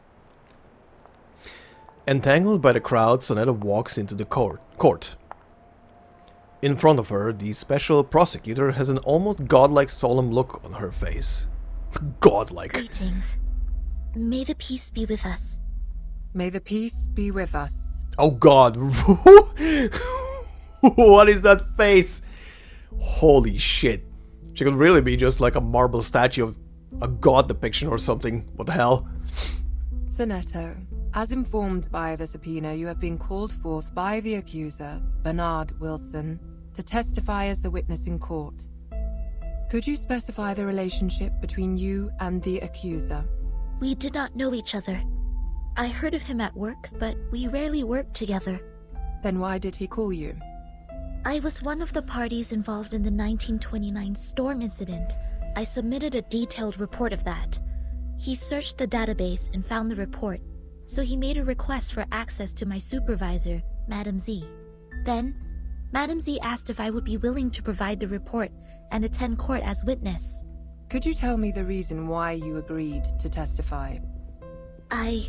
My immediate supervisor is having a long-term treatment, and there are more time slots available on my schedule. I am happy to be able to make a difference during the time and defend the established facts. More importantly...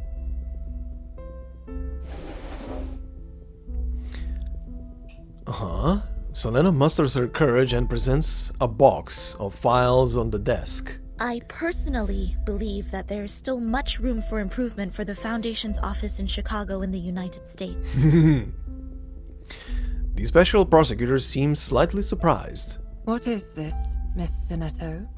This is a record of all my travels from the time I received the promotion order in the research center to go to the office in Chicago in the United States, to the time I went back to the headquarters of the Foundation when the storm came. This is the field report and diary I wrote about the storm in 1929. What point do you make? I would like to prove that the Foundation's office in Chicago in the United States violated the Declaration, Fight for the Peace and Order of Mankind, and the rights of some humans and Arcanists. You're tarnishing our reputation! You tarnish your own reputation, you idiot. Someone leaps to his feet on the other side of the table. He is the assigned director of this constituency, the defendant of this court. I request a debate duel. I won't allow her to distort the truth like this. So I was right when I said you tarnish your own reputation, you idiot. Mr. Seth, I haven't checked these files yet. Silence, please. Your Honor, you can examine the files one by one while we're having the debate duel. No, you will shut up. I can't bear to see the long history of our office slandered in this way by a newcomer. I demand a duel with her. Sonetto is an investigator with rich combat experience. There is no good dueling with her. The special prosecutor turns to Sonetto. Do you accept the debate duel? I have no objection, madam. The defendant's neck has turned scarlet out of anger. Damn, he's so pissed. The special prosecutor stands up and raises both of her arms. Please to the stage, duelists. The debate during your duel will be faithfully recorded. 3 defeats in the debate of one side will end the duel. You have the floor now. What an idiot. Guy's so pissed his goddamn neck is red like a rooster. Okay. Oh, this is a sort of boss. Debater Angelo. A staff member of the Chicago office for a guard, Angelo tends to talk a lot, but he certainly comes in handy as a debating assistant. Debater Ham, staff member. Ham step up to this stage. He casts his gaze away to instead think carefully about tonight's dinner. Hawson, staff member, reciting documents in Hawson's special talent and the sole reason he's on stage. A broadcasting machine that thinks. Good for him. This trial is mine to judge. Oh, we're gonna go one-on-one, huh? Fighting alone is always exhausting. AP +1 for deployed characters of both sides. Enter exhausted status after defeating an enemy. I have decades of historical materials of the office and know it better than anyone else. Uh-huh. Well, you were in office for just 3 days? So what? What makes you think your testimony is more valuable than my materials? Whether the history is long or short, it does not affect the validity of the facts. Article 78 of the International Law of Procedure states, any individual who has knowledge of the case and has an independent will is obliged to testify as witness. Hereon, I shall prove the value of my testimony. Okay. An eye for an eye. A tooth for a tooth. Feel it pain and know with regret. Pay for thy sins with thy blood. So many healing cards.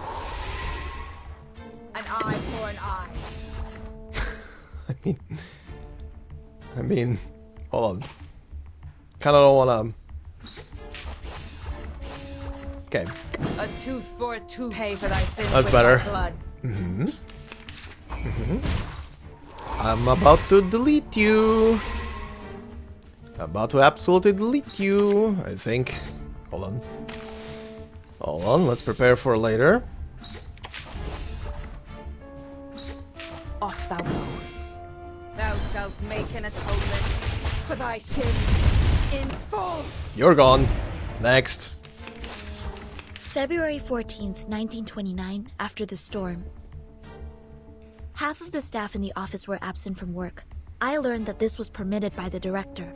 They were required to sell alcohol in speakeasies at night to make a profit for the office. The malpractice at daytime was therefore tacitly approved. This can be found in photo appendix number 3-12-8. Slander! It's individual behavior of the employees who do not comply with the rules. Uh-huh. Mr. Gasp. An eye for an eye. Feel it pain and know with regret. Pay for thy sins with thy blood. Okay, this guy will take a bit. Oh, Atop the scale of justice. Feel it pain and know with regret. The law is above all else.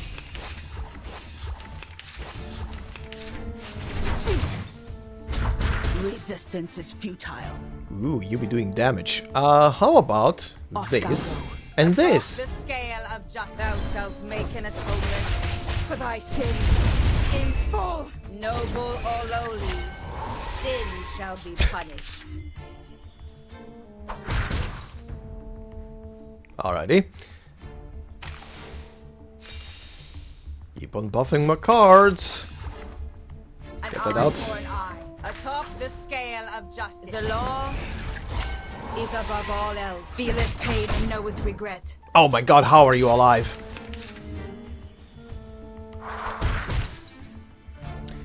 Oh well.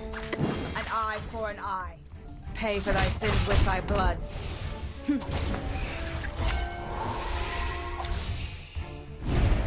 Nice. Okay, big boy. That morning, an hour and a half before my encounter with Timekeeper, a procession appeared in the square in front of the office. They were mostly humans, with a few Arcanists. They were protesting against the high registration fee charged by the office for registering their identity information.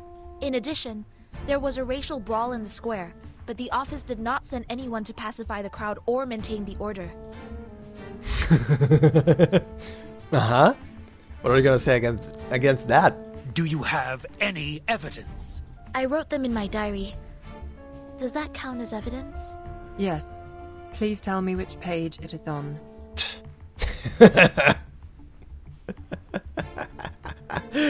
Oh, I love this. He's getting his comeuppance. Okay, get that out. For a tooth. And that. An eye for an eye. Feel it pain and know with regret. Ow. Oh shit, he does damage. Okay, next. Program activated. Hello. Take it easy. Take it easy. Memorize the script before you open your mouth, Miss Sonetto.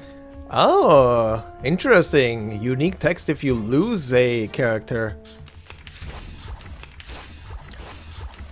Oh, that... Whoa. Oh. Oh. She kept stacking up the charges. Even... That is good. That is very good. Okay, well... Triple charge this and double charge that. Go. The light that illuminates all. These are all insignificant glitches. I don't think that was a glitch, but sure. To be honest, You can find similar problems in any large institution in the world. As long as we manage the office in a different way or change the staff, it would be improved. But you claimed that we violated the Declaration of Peace. This is pure slander, gross defamation. I am not slandering the office. Schneider. Oh. You refuse to offer a human, no, an entire family, the shelter of the Foundation. Mm-hmm. Battles have little meaning, save for the prizes to be won. Schneider, a friend we met in Chicago. She once chose to join the Foundation under the pressure of both the Storm and Manus Vindictae. But instead of offering any solution or help, you just gave her a rejection letter. I found this letter in her suit pocket. It had a small line written on it. Poppers... fuck off. Oh! Wow, I'm actually impressed by this. She actually said fuck off. I had completely no idea what this was about. Not to mention the fact that no one at the office had ever heard of the Storm. What help could they offer? In this particular case, you should have reported to the headquarters or to the investigators out there, instead of doing nothing but leaving an insult. I do not understand why there was such wording on it. Was it because she did not pay enough shelter fee to qualify for sheltering? Or was it because the wand she used was transformed by Arcanum, which made you think she was an Arcanist? Does not the Declaration of Peace say, everyone strong or weak, rich or poor, of any race deserves a helping hand so that the existing peace and order shall be maintained? Damn, the music is so good right now for this. They were humans. If only they had made it to the headquarters sooner. Maybe they... Oh. In the particular circumstance at present, it's impossible for the headquarters to take in humans from all over the world. But you bring out a possibility. A possibility better than anything that happened. Mm-hmm. Thank you very much for your testimony, Miss Sonetto. And also for the debate, Mr. Seth. The special prosecutor and the jury get up, gathering the papers on the desk. Sonetto's ears are gradually cooling off. I seem to be too emotional just now. No, you were fine. You were absolutely fine. Also, I love it. Every time she gets so super pissed, she does the Italian gesture. Love it. You did fine. She passes the hallway, feeling completely lost. She feels the court session is not over, and she's still in the middle of the storm. Miss Sonetto. The special prosecutor stops her from behind. You brought us a great debate. In the bright daylight in the hallway, Sonetto finally takes a good look at the special prosecutor. This is quite an extraordinary face. White, hard, and of a skin texture different from any creature's. Have you heard of the Supreme Court? Hmm? You should come when you're free. What are you inviting her to?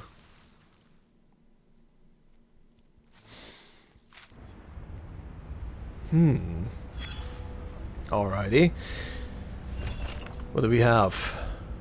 A familiar color catches your eyes. Stop and watch. Déjà vu. An unidentified scale sitting high up in the Hall of Judgment, with the listening ears, the sniffing nose, the watching eyes, the raising brows, and the speaking mouth. Pardon.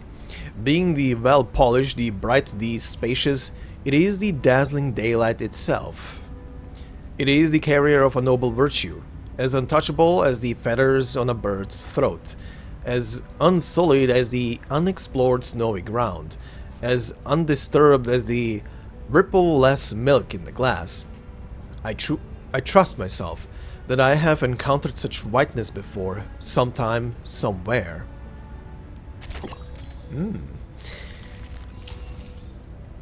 Okay, that's in reference to the special prosecutor, huh? A corner of the board. Cutscene only. After a lifelong moment of waiting, 2 pieces are carefully placed here.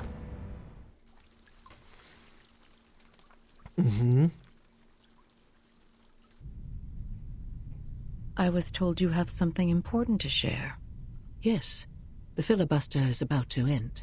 Z told me they are going to end the speech and apply for the official vote at noon.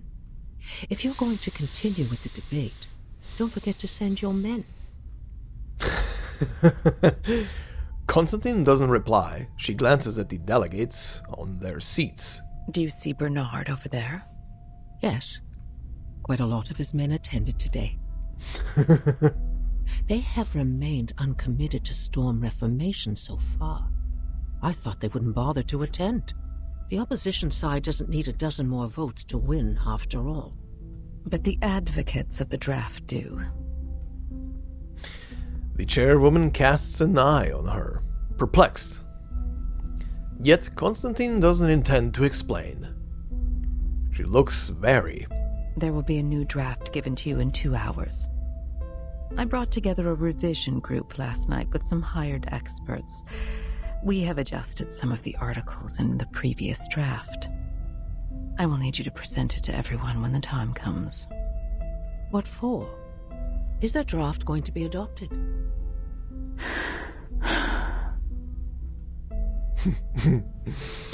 The chairwoman looks ghastly. She can't help but ask again to confirm her suspicion. Oh, the draft is going to be adopted, isn't it? There are things that even I cannot maneuver. All I can do is bring benefits to as many people as possible.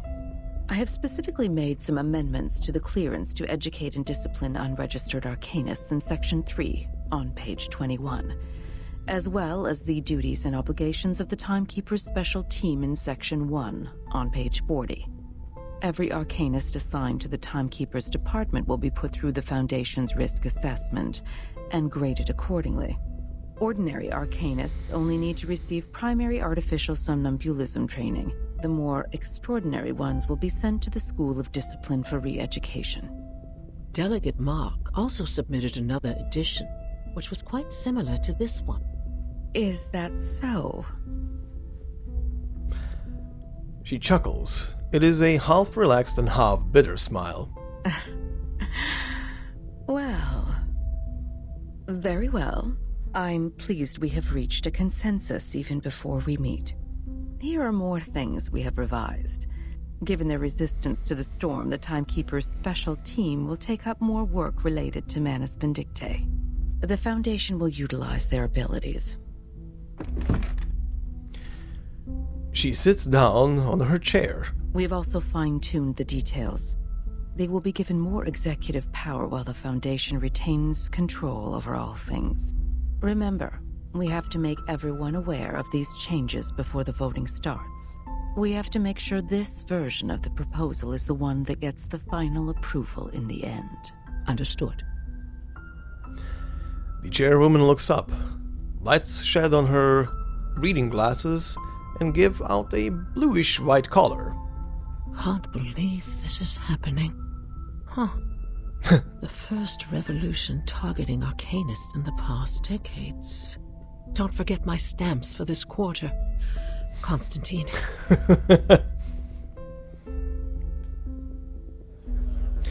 The right side of the hall is where the most eloquent people gather, the lecture area. Madame Z stands on the podium. After the long speech lasting for days, oh my god, she feels herself physically struggling to go on. Put Madame Z against Calcit. Let's see who lasts longer.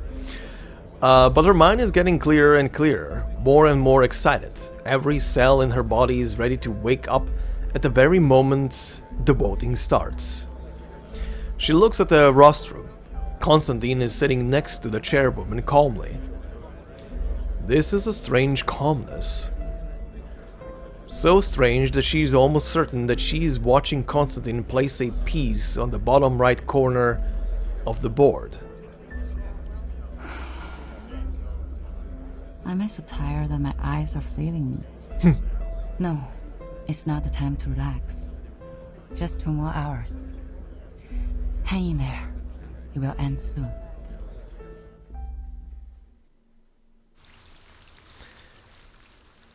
Alright. Holy shit. Okay, whoa. We're getting more visitors. Is that a backpack? What the hell is that? Hold on. There was something here. Ah! Where are you? Important notice. Here are the rules about the filibuster. It may come in handy one day. Interpretation of the Supreme Court concerning some issues on the use of filibusters.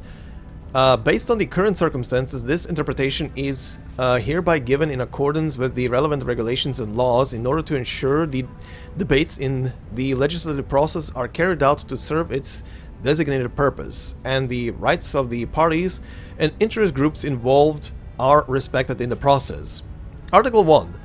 During the legislature debates, any member of the Joint Committee of the St. Paulo Foundation who has doubt on the bill itself and requires explanation has the right to request an open debate from the chairperson. The chairperson in charge of the matter is obliged to accept this request. Article 12. Okay, so we skipped a shit ton of them from after the first one. Article 12. Within the 60 days of the legislative process and on the premise that all the parties are in compliance with the universally ratified code of conduct in the legislative period, both parties are entitled to an unlimited number of debates before the official voting on the bill and have the right to give up and withdraw from the debates. Article 13. Termination of speech by either of the two parties will be considered as their withdrawal from the debate. The debate will hence end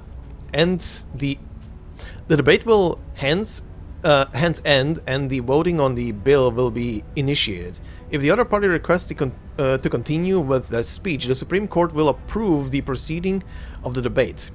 The debate will then last until the party requests voting or withdraw from the debate. Article 14. Had no conclusion been drawn within 60 days, the Supreme Court shall determine the bill to be replaced. Any repealed bill will not be allowed to re-enter the legislative process within the next 5 years. That's the thing they were talking about. If it takes too long, it just falls through. Article 15. In 10 days after the debate starts, both parties involved will be allowed to request voting to end the debate. Okay, and then jump to Article 20. The filibuster is a special legislative process established for controversial issues. Any bill being put through the filibuster process will require 2/3 of the votes of the committee members to pass. The Supreme Court will determine the bills which has less than 2/3 of the votes to be repelled.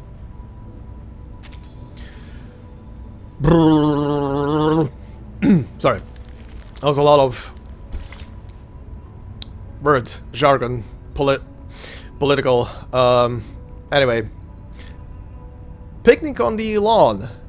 Ham, bread, and drink. I assume they taste much better than critters. They're being given food and supplies. I'm gonna take from this then.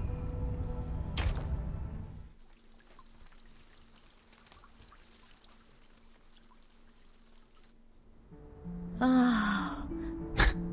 Regulus, there you are.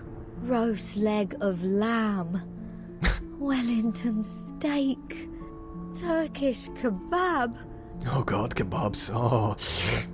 Oh, I want meat.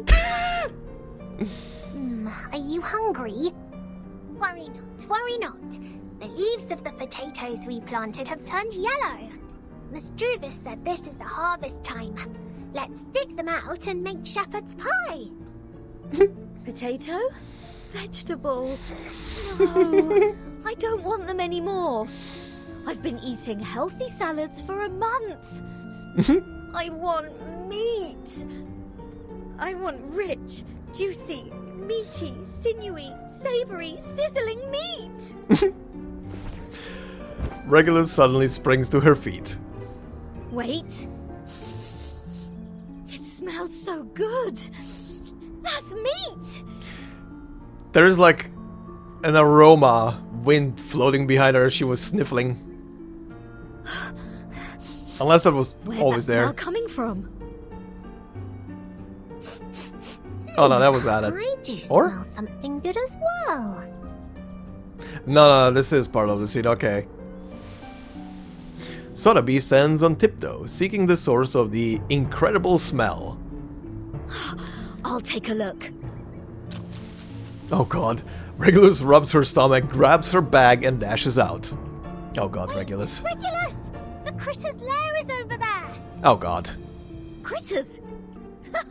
No worries. Critter is a type of meat. Roast it over fire and a square meal is here. Oh god. Smells so good. It's over here. She has gone. She's definitely gone. Oh no. What can I do? Father said some critters could cause hallucination and diarrhea if eaten. What's going on, Miss Sotheby? Why are you here walking around alone? Apple floats in the air and looks around them. Where is Captain? Oh, good to see you here. Regulus said you smelled meat and went straight to the forest to catch critters. Waffle. It has been too long since we last had Dr. Pepper. Does Captain finally start to have a senior moment? A senior moment? Let's hurry over and take a look. The smell of food is unusual. It's Vertin over there. There may well be other dangers lurking somewhere. Said the captain. Oh, captain, my captain. Regulus's figure appears among the trees. The aroma of food has also become more intense. This is weird. Where on earth does the smell come from? Regulus is also looking for the answer to the same question. She looks down, scrabbling in the weeds. As she goes through them, what the the weeds unexpectedly shake, out of which springs up a black shadow. Blimey! It's a carbuncle! Regulus, it's not edible! There comes another one. One after another until Regulus has an armful of angry carbuncles. That's the lair of carbuncles. They've been stirred up. Whoa! A bumper harvest of critters! Come and help! Hold on, Captain. We're coming. Ah, god damn it, Regulus. Is it only carbuncles? It's a shit ton of different carbuncles. Alright. Oh, and a boss version? Oh, the Lord Carbuncle, right. Program activated. Target confirmed. Using troops. Critter problem dealt with.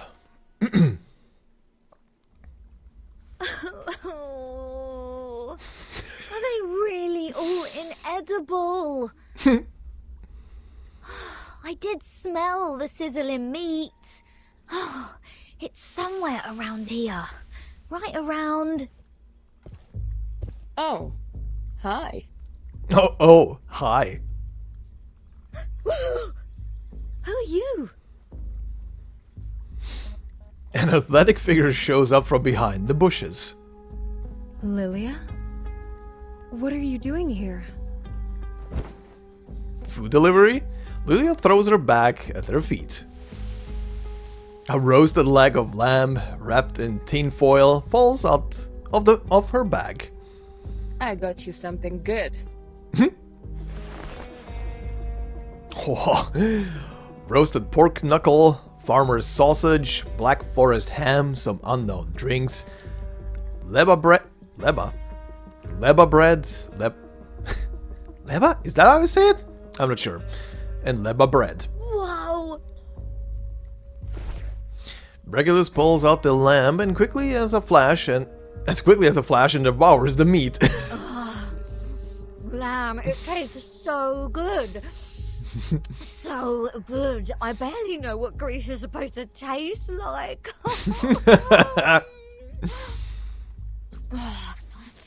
Thank the great god of rock for his blessings. This pirate finally gets some meat to eat. Huh?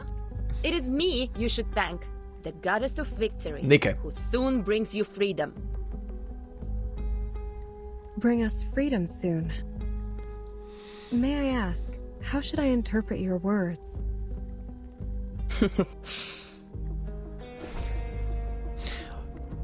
Lilia sits down on the ground. She opens one of the cans and pours the drink into her mouth. You want some? Druvis takes the drink from her and takes a sip. Thank you so much for coming alone and providing us with supplies, Lilia. However, please tell us why you were here. Did Madame Z send you? Lilia shakes her head. She gives out 4 fingers. Already been 4.5 weeks, right? This is not the first time I visit you guys here. Mm-hmm. She was the one who was observing them. The one hiding in the shadow last time? Mm-hmm. It's you? I wonder how much longer you can hold on for Vertin. You see, saying is one thing, fighting is another. I've seen many deserters. Way too many. Crying out loud, peeing their pants, drooling all over on their rabbit foot. But you guys are different. You actually did it. You conquered places in the Foundation, defended your own places, and put pressure on those in white till this day. The last day in this 4.5 weeks. That's the Stalnaya Volia I appreciate. If I didn't come today, would you eat your boots tomorrow? Of course not. We still have potatoes, almost ripe. And carrots.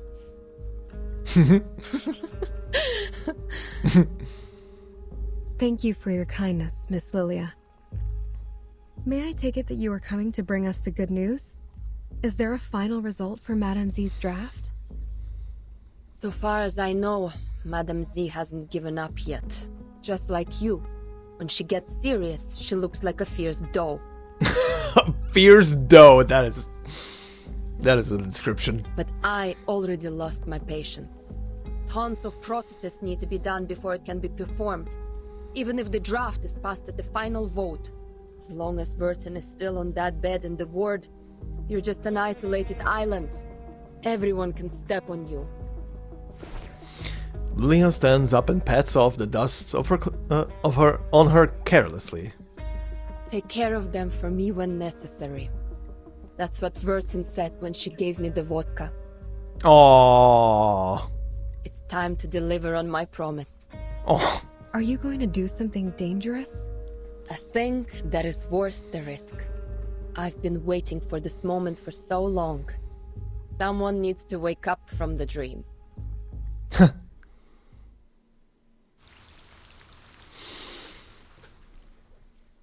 Leo is a real one.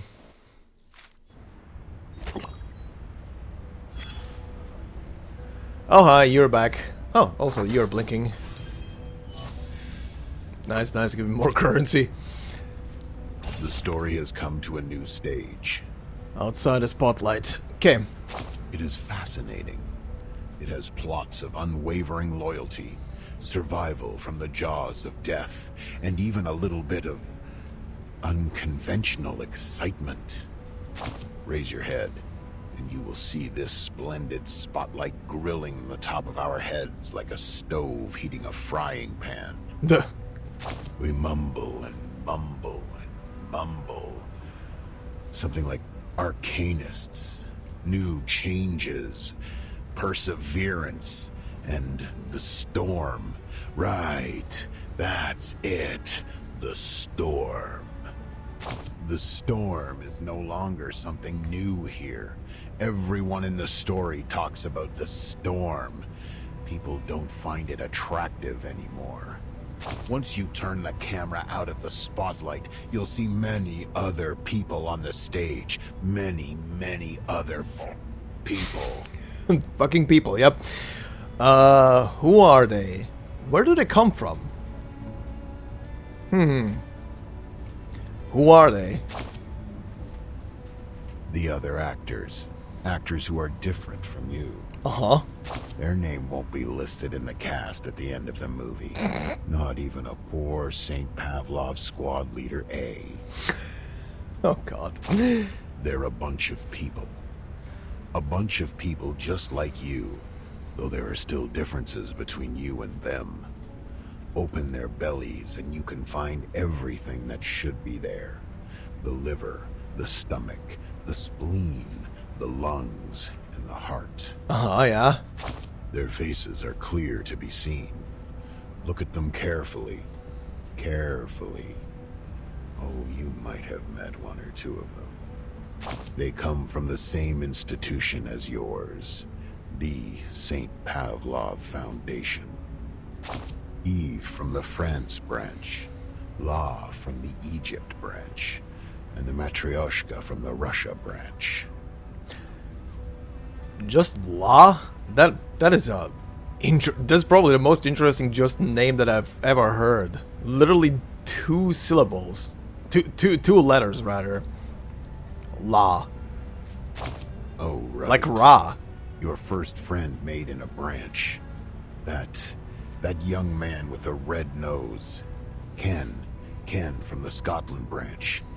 You looked here, you looked there. You couldn't find him anywhere, however hard you tried. Huh. Where did he go? Good question. I'll help you find him. Thank you? Let's keep looking around, but this time vertically instead of horizontally. That's right. Upside vertical. Don't be afraid of that radiant spotlight. Look there. Ignore the risk of blinding your eyes. And you see it. A white umbrella, bigger and wider than any umbrella you have seen. Those green flashes stinging your eyes is the price you have to pay for finding it. Uh-huh. The white umbrella is a shelter from the rain, saving that orange-haired girl in white for you. And you have witnessed how people standing in the pouring storm without shelter fade away. Like your little friends, and Ken from the Scotland branch. Remember the differences I just mentioned?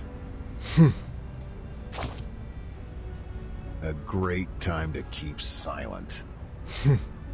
Your ugly trauma, a mixture of your mental issues and miserable past, would burst out in the next second, making everyone's heart twitch. But think otherwise. If the truth were known to all, today's not real, and there's no tomorrow. I'm going to eat my shoes and an asteroid is falling. Then all of them would go crazy. Those pigeons valuing sense above anything won't sit aside and let this happen. So they made the most sensible choice. The huge white umbrella has only sheltered those qualified people. Qualified according to their standard. Now, let's cross our arms and make an arrogant judgment like those cynics. How cruel it is! And then, you may start contemplating. Should they all go aboard the Ark? Can this Ark carry this many people?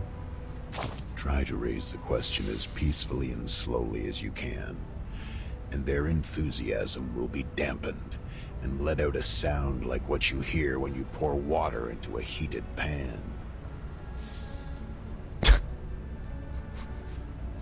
Did he have to make the sound effect? What about their feelings? Their feelings? Oh, they... You mean Eve, La, and the Matryoshka? Of course you care about your friends. That's a virtue of yours I won't forget. In order to understand their feelings, you need to bend down and reach. That's right, reach for the dark corner under the stage.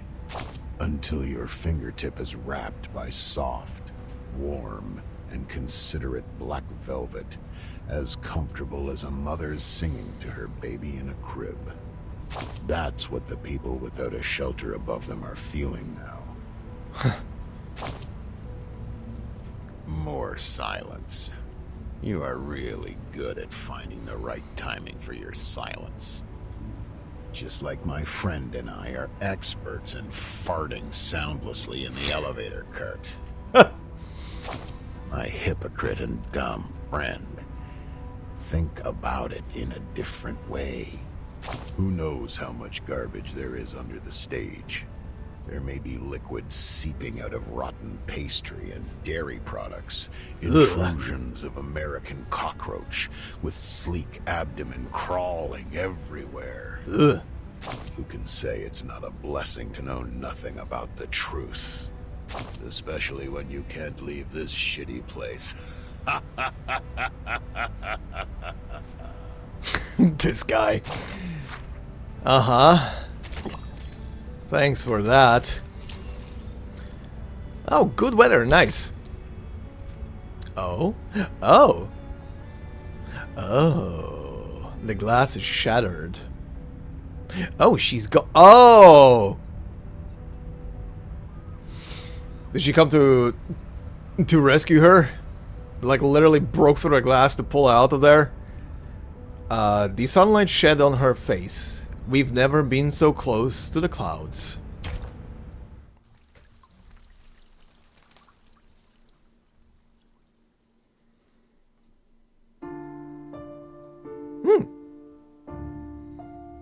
Final round of the vote.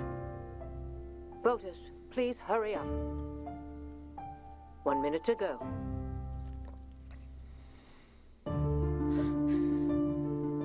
Please be responsible to your votes in every round.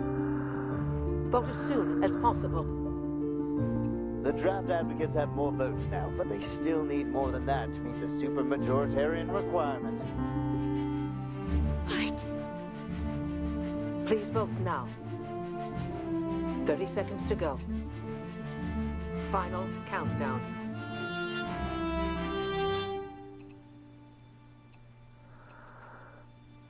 Ten seconds to go. This will be your last chance to vote. Please, hurry up. Voting closed. Storm Reformation, Manpower and Discipline. Passed. Oh shit! Bucket Damn! list, one less. Huh.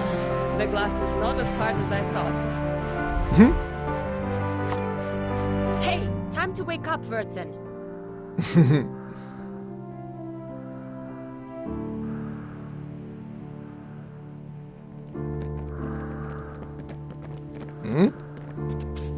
What's that sound? What's going on?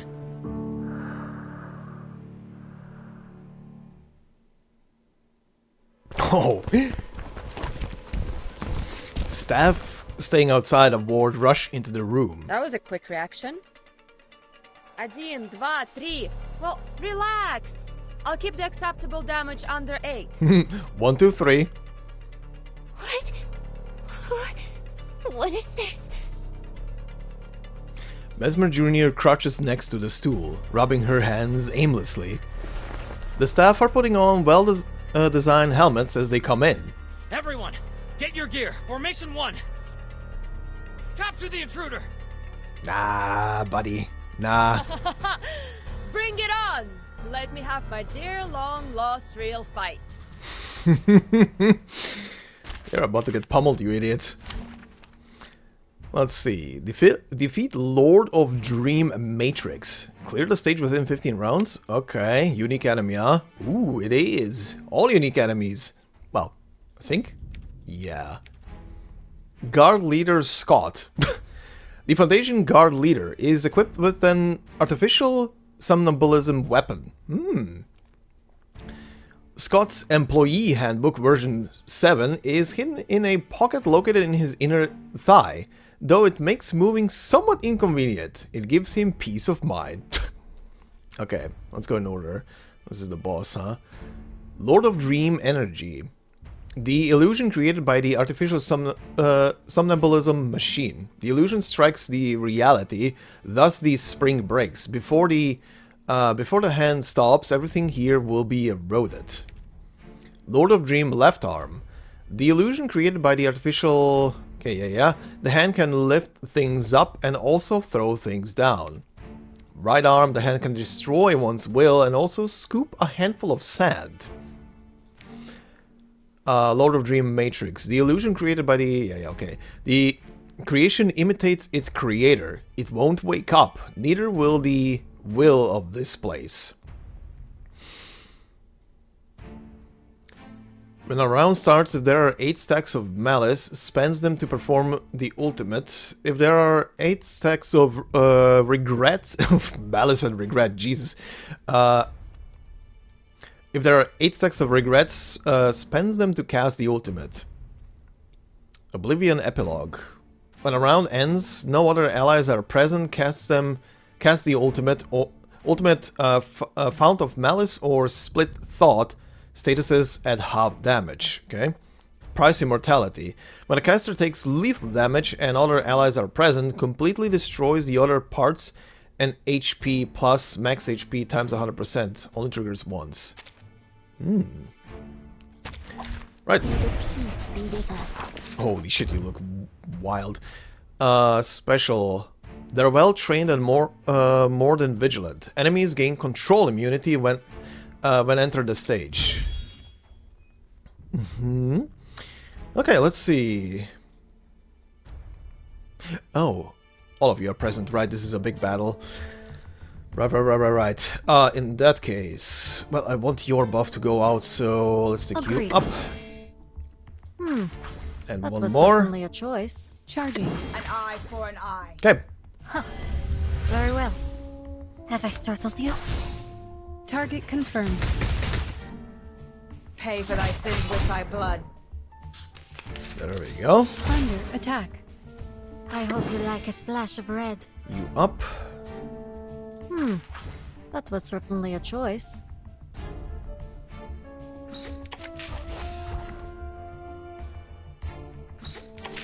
Let's prepare for later. Close your eyes. It will all be over soon.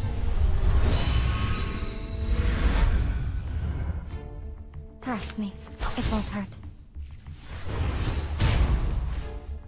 Oh, come on! How much health did you have left? Ow. Ow. Ow. Ow. Ow. Ow. Ow. Ow. Ow. Ow. Ow. Ow. Ow. Ow. That hurt. This... Tooth for a tooth. Not that. That is gonna be enough. Yep. Grab that. My sword sharp. Sure, and this, why not? Noble or lowly, sin shall Have I be startled punished. you? Okay. And now for the actual boss battle. And this gives power to thee. Ooh. Ooh. Oh. Bring it on! Let me have my dear long-lost real fight.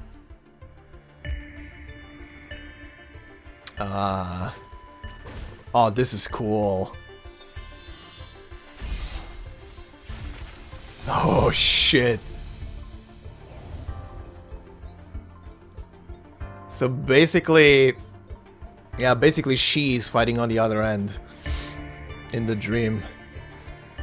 So the hands, attack the hands first to put them in hibernation to improve your situation. Okay, the thing in the back, the core, will also be put in hibernation when it is defeated. Attack the hands and the core then to win the battle.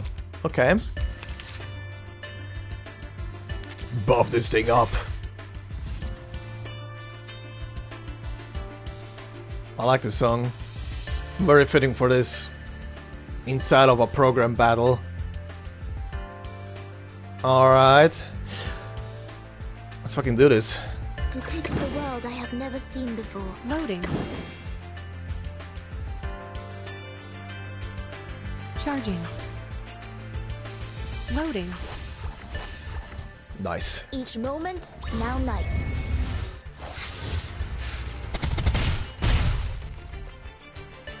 Faraday's Miracle. Oh! Barrage. Aim and shoot. Oh, hell yeah.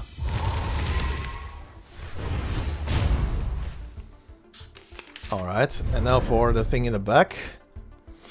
Let's set you, and then only the big boy remains. Circuits functioning properly. Circuit's really functioning properly. I don't want to waste you, but maybe I will. I will. You found the right verse for me. I did find the right verse for you. Take this, put it on her. That was certainly a choice. It was. And let's prepare you for the next round.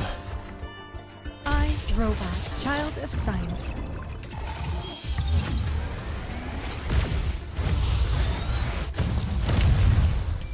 Legna sereno intenso ad infinito. Our blood will burn.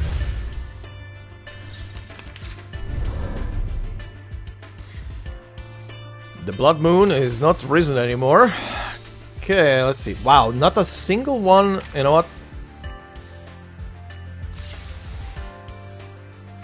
That's better. That's what I want to see. Give me the cards for the buffed one. Alright, let's see. So, you take care of the thing in the back. Charging. An eye for an eye. That should be enough. And then we swap to you. Agreed.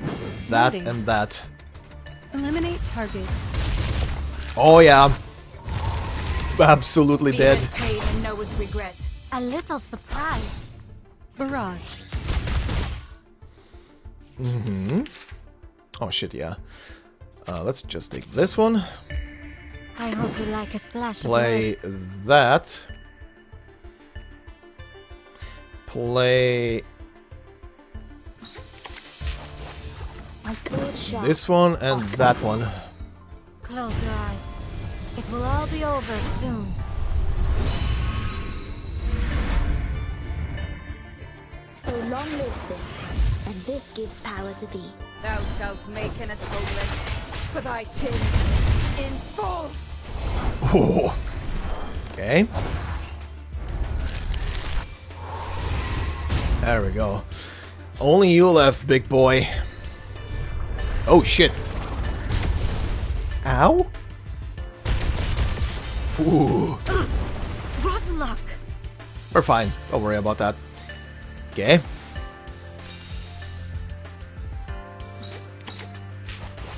Buff up a heal. An eye for an eye. Hit her with this and that and Depict the world I have with the never Sonetto seen spell. The law is above all else. Faraday's Miracle. Target confirmed. Each moment, now night.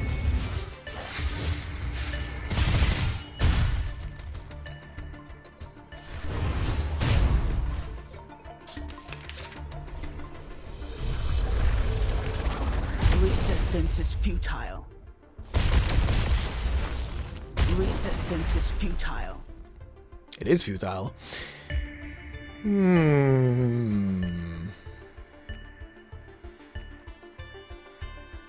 Just keep smacking it, I would say. A tooth, an That eye was for certainly an a eye. choice. All the attack spells. Be with pain and know with regret. Have I startled you?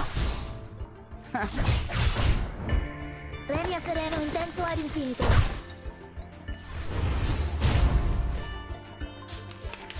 Okay. Ow. Ow. Get away from me. Alright, bitch. Time to murder you. Time to execute you. With a big buff. Well, not really a big buff, but buff. Agreed. Agreed. This Tooth and for that. a tooth. And you should be dead. Very well. Aim and shoot. Bye-bye! Oh, what the hell was that? Battles have little meaning, save for the prizes to be won. Hey, actually, within 15 rounds, I've not been paying attention to that.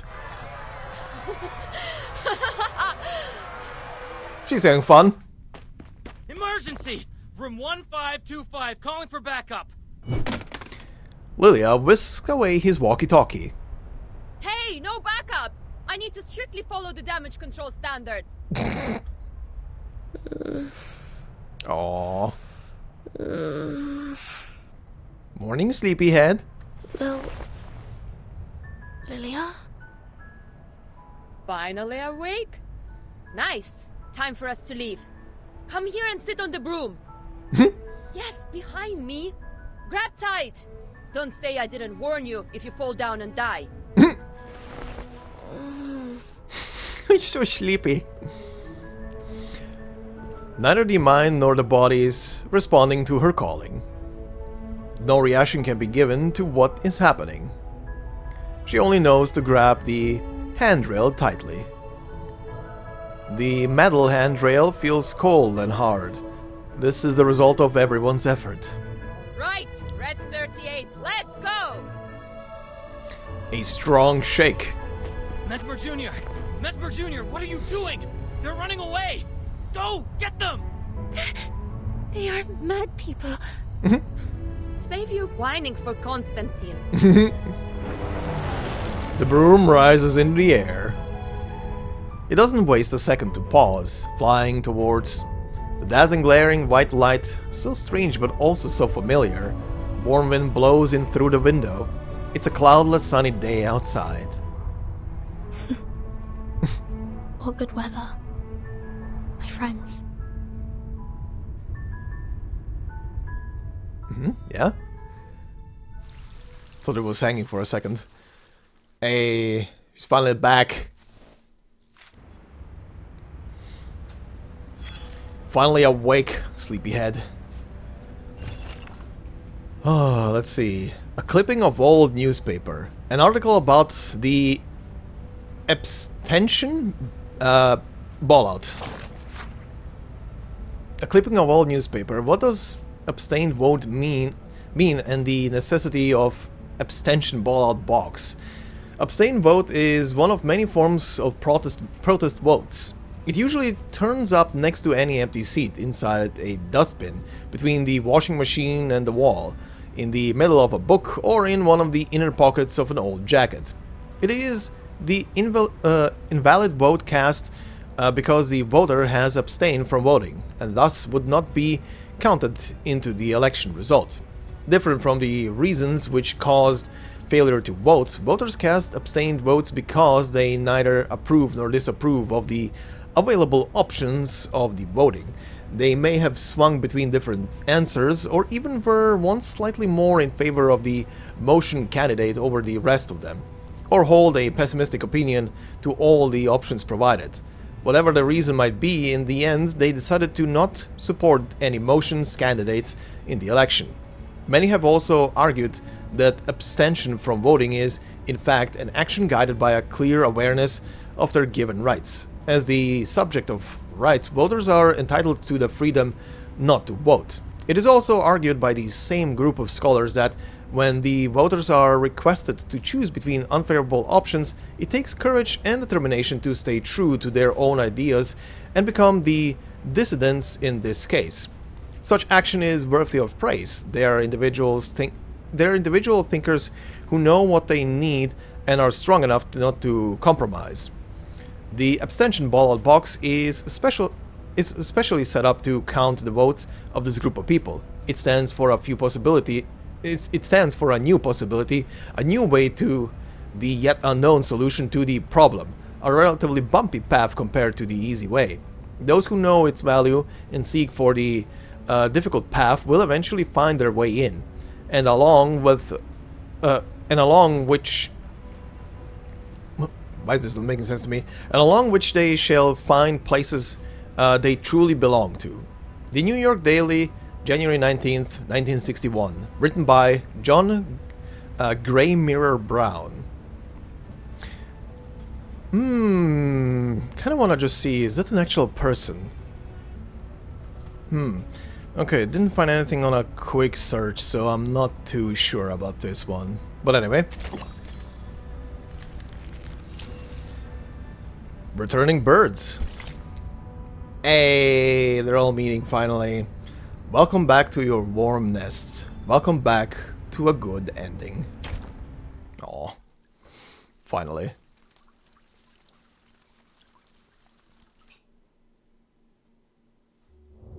How do you feel? Getting used to the light?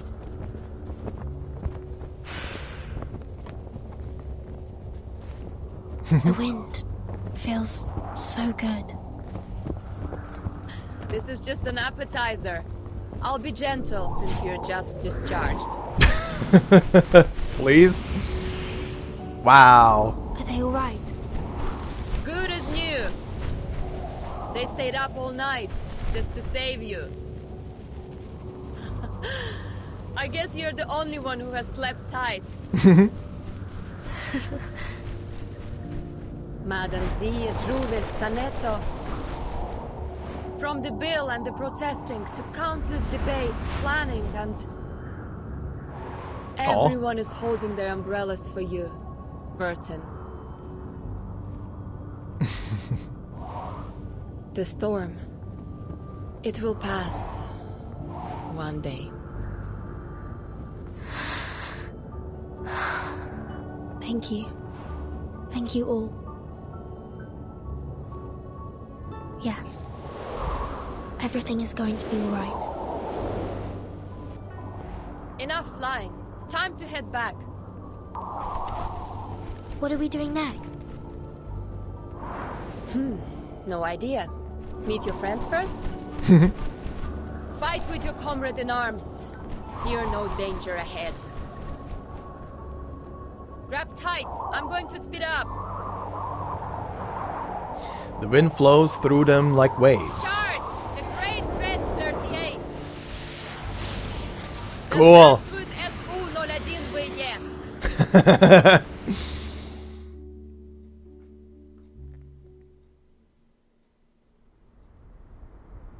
How are you feeling?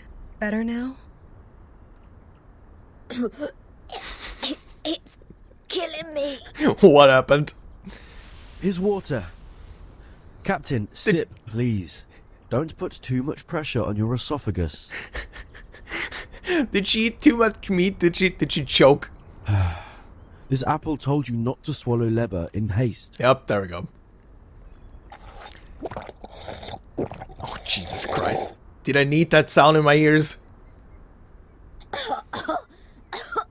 Oh. I'm alive. Oh. You're a liber. Oh, I thought I wouldn't be able to see the sun tomorrow, or see Vertin discharged. You will. She's here. Why are the leva bread here? They go goofy. Goofy. Why are the leva bread here? Because Lilia... Hey. Wait, whose voice was that? Is it...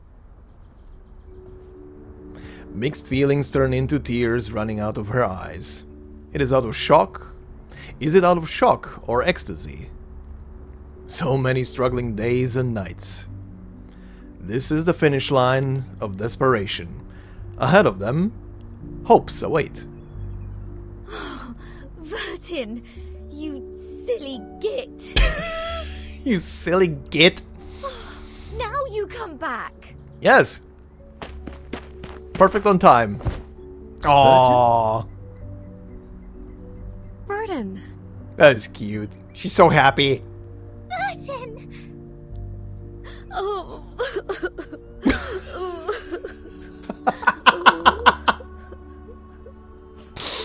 Sorry. That type of fucking pretend sobbing is amazing. It half sounds real, half sounds theatrical, super theatrical, but it's amazing. Are you feeling okay? There was a lot of equipment connected to you. Do you feel any discomfort? Do you need any nutritional supplements, Miss Vertin? We have a lot of healthy fresh salads here. Oh god, salads. Where did you come back from? What are all these white pigeons doing after you? You seem to have gained weight. No, lost weight. Oh, no. I'm fine. Fit as a fiddle. Just a bit of a headache, nothing else. It's good to see you again. Thank you for being here. Being around me. Aww. Regulus wipes her face on the coat in front of her. Of course. Of course we're waiting for you. You're the only friend we have in this world. Aww. All the waiting has been worthwhile. In the meantime, footsteps come from a distance. Footsteps of well-trained, strong soldiers. Welcome back, Vertin. Ah, it's the Asshole Brigade. A figure in a white robe emerges in the woods. We have good news to share. Next to her stand Sonetto, Madame Z, and some unfamiliar faces. The moment their eyes meet in the air, Sonetto opens her mouth, but she eventually doesn't speak a word.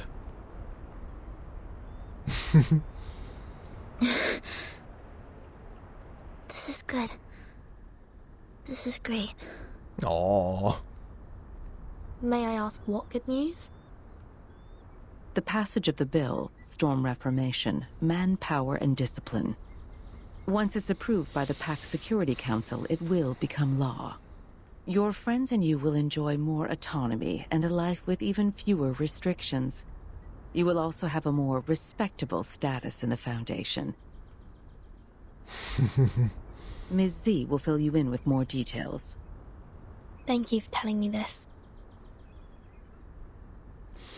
Lilia, who has been quiet by their side the whole time, suddenly speaks up. What about the treatment? Treatment? Didn't it finish just now? This treatment has an investigative purpose, and the Timekeeper has passed the examination as a safe, low-risk individual.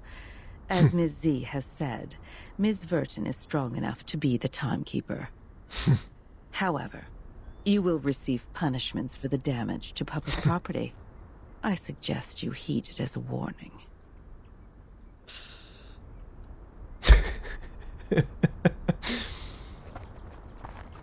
Constantine waves to the crowd. The rest of them are about to leave. We should say our goodbye. Please rest well. She suddenly notices the white dove on the tree and stops. Seems like the dove of the White Marble House is paying you a visit. What do you mean? Nothing peculiar. It just means you have come to their notice. One of the more special groups have picked up on this one and are observing them. Interesting. Very interesting. The Song of a Puppy. A lively song praising the courage of a puppy. Listen to it. I once looked down at a brave young dog. It was gallant, the most courageous of all. It wears a hat in piebald? I think that's how you say it. It wears a hat in piebald and has eyes of emerald. The first magnitude stars sprinkle on its spine. Its tail was as green as the moss. It was once asleep, once hungry, once afraid, once in tears. Once an umbrella, once a tree. Once a jumping coat rack and a ship. Oh, but then... It's again the brave young dog. Loyal and gutsy. It walks among the hearts of gold.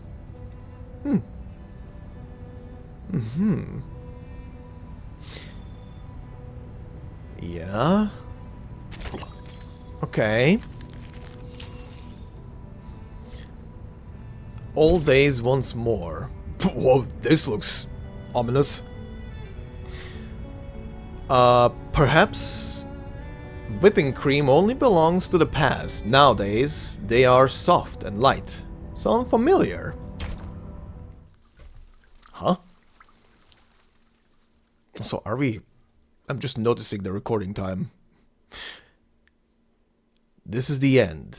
Everything has been settled. Time flows by like water flows over a perfectly flat plain. Yes. That's right. I got it. I'll reply you tomorrow. Madame Z returns to her office as usual. But this time, the secretary, who always fully engages in the daily agenda, looks up to her. Please wait, Madame Z. She passes her a box. Madame Constantine asked me to give this to you. Oh god. Did she say why? No, she didn't explain it. Sharon quickly goes through her head. Wait, I think she mentioned it's September 11 in the Chinese calendar today. Okay, I don't know the significance of that. I see. Please send my thanks to her. Sharon nods and quietly returns to her seat. Madame Z looks at the box. A faint smell of red sandalwood wafts in the air.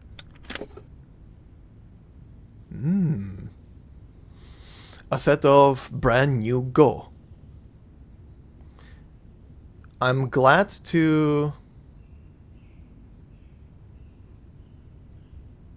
What does it say? A gift card is attached. I'm glad to witness your progress.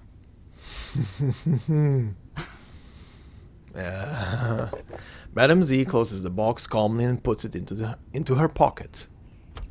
She opens the door and walks into her office. She looks around. This is just an ordinary room. Normal, but practical. There are regulation documents, academic journals, and calendars and agendas. An old photo is placed next to the mirror. She sees herself in that mirror. Aw. The face in the mirror is a lot more mature than the young girl in that old photo. Will a doe become a tigress? She runs her hand through her hair. It doesn't seem too long ago when she still had a braid to her shoulder. She combs her hair and splits it into 3 strands. Lay the leftmost strand on top of the rightmost, go across, then the right goes on top of the left, cross, and tied up. The braid bristles, like an awkward sheep tail.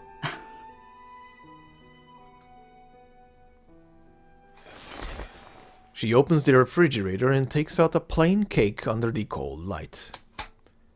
With a tight pull, the lamp turns off. The room quiets down again.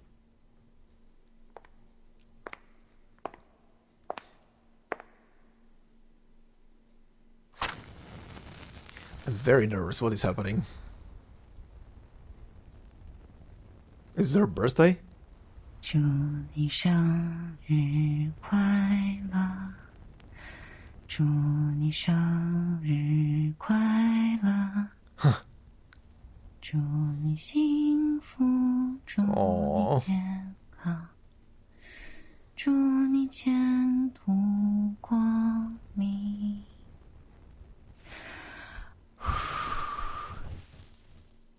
Aww. Aww. Oh, that made me actually sad now. What the fuck? And that's it? That's how we end this? Really? On a sad happy birthday song? What the hell? Excuse me? That's how you're ending this chapter? After this happiness to this? Oh boy. Welcome to Reavers, right? The prisoners in the cave. It's gonna be the next one, huh? Okay, I'm not gonna be clicking on that. We're gonna leave that for next time. But before I say my last thoughts about this chapter, let's do the same thing we did last time and let's watch the trailer for chapter 4, because I'm curious how much did they spoil this time. Let's see. Alright, let's see what this is about. Very short compared to the previous one, only a minute long. So, let's see.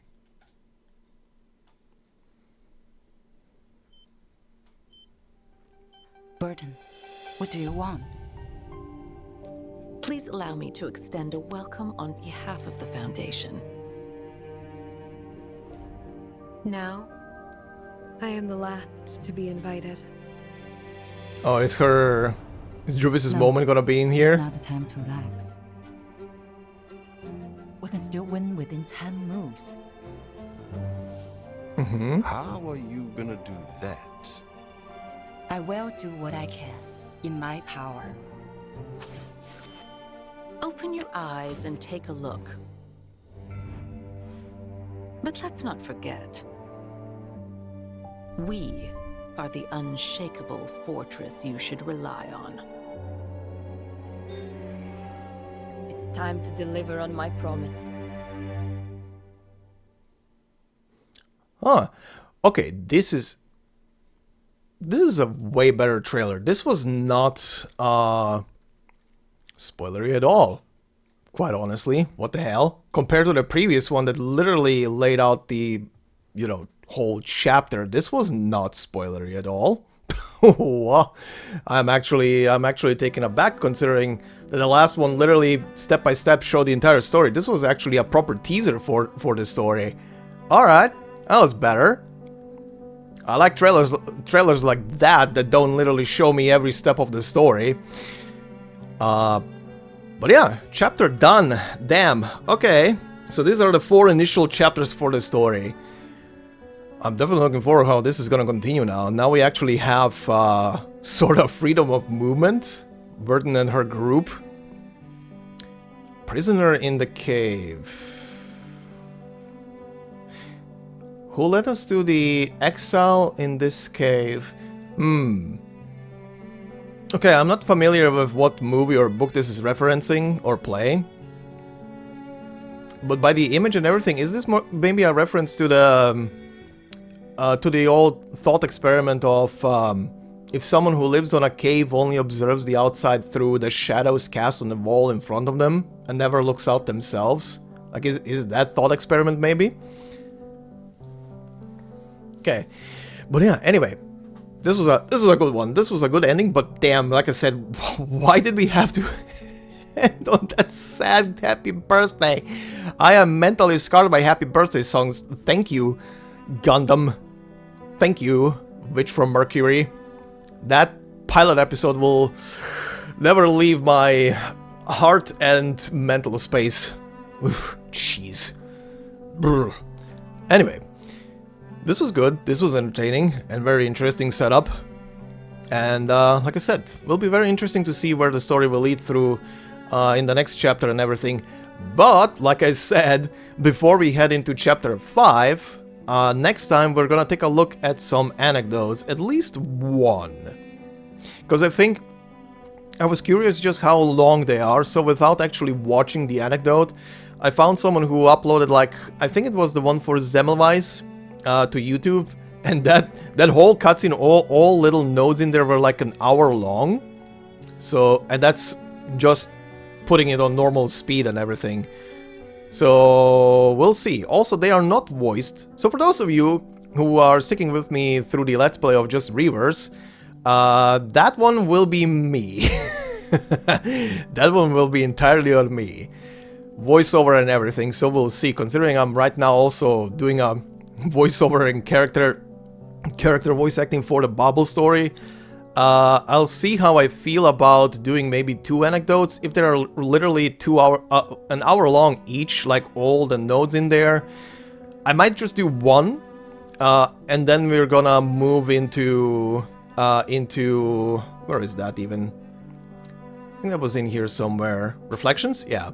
And then we're gonna move into the Rimmet Cup that I already have unlocked and prepared. And God, cannot wait to learn about that dog. I know the dog is playable, but what the hell. But yeah, that will be that will be for after the anecdote. As for the anecdote, I think right now I only have Vicky here unlocked, so we'll see if I feel like any other... Like, I could unlock X, maybe. I see that he has one in here. And I'm curious about it because he is a story character, but I don't know how much his might be spoilery. And the rest...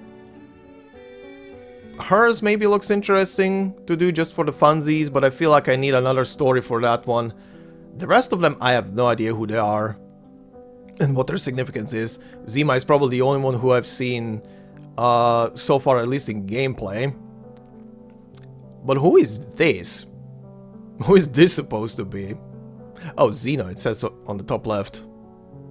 I don't know, we'll see. You guys can give me, like, maybe advice or suggestions for these, but if they fit in the story, if one of these is, like, spoiler territory, again, X is interesting to me because story character and stuff, but, yeah. Anyway, that will be for next time. For now, like I said, we're gonna do one little 10 pull at least and see, and then do another one next time. Considering I'm missing a shit ton of, well, 4 stars I think I have all now. And every other one. 3 stars? 3 stars. 3 stars, 4 stars, I think I have all of them now. So, time to collect the other ones. Also, I have no idea how good this new character is or whatever. Literally just pulling for the fun of it. Hi. Okay. Huh? What is this place? The serene lake and the clear horizon at the end of the vast treeless plain. I would have thought I was back in the good old mountains if I didn't see you here. Alright. You mind showing me around, my grave-looking friend? My grave-looking friend? Excuse me? Also, you look fucking cool. Damn. Also, what the hell? First pull 6 star? And of course, the rest are dupes. Ooh, what the fuck? Huh? Do I do another one? I'll do another one. For the funsies. That was too successful. Okay. That was too successful. Oh. The balance. The balance. Okay. That was interesting. What the fuck happened there? I enjoy the distance that exists between us. Your infrequent visits grant me more freedom to enjoy my own time, especially enclosed in this suitcase. You're welcome?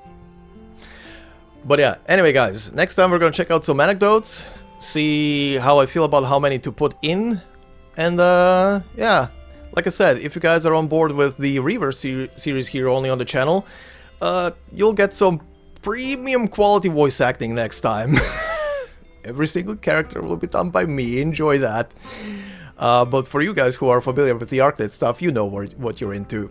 You know, or in for rather. But yeah, anyway, guys, thank you very much. And I will see you in the next one. Should be this week. I will definitely not put it on pause. I have this week planned out, so when exactly, can't really tell you, but probably like 3 or 4 days from now we'll be doing the next part and see how we proceed then. But yeah, thank you very much guys. Hope you enjoyed. This has been an interesting ending for a chapter. And like I said, I'm looking forward to seeing how it will go.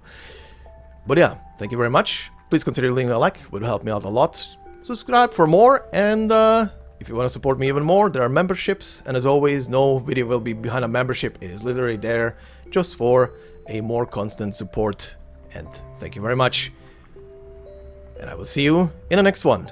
Until then, bye-bye.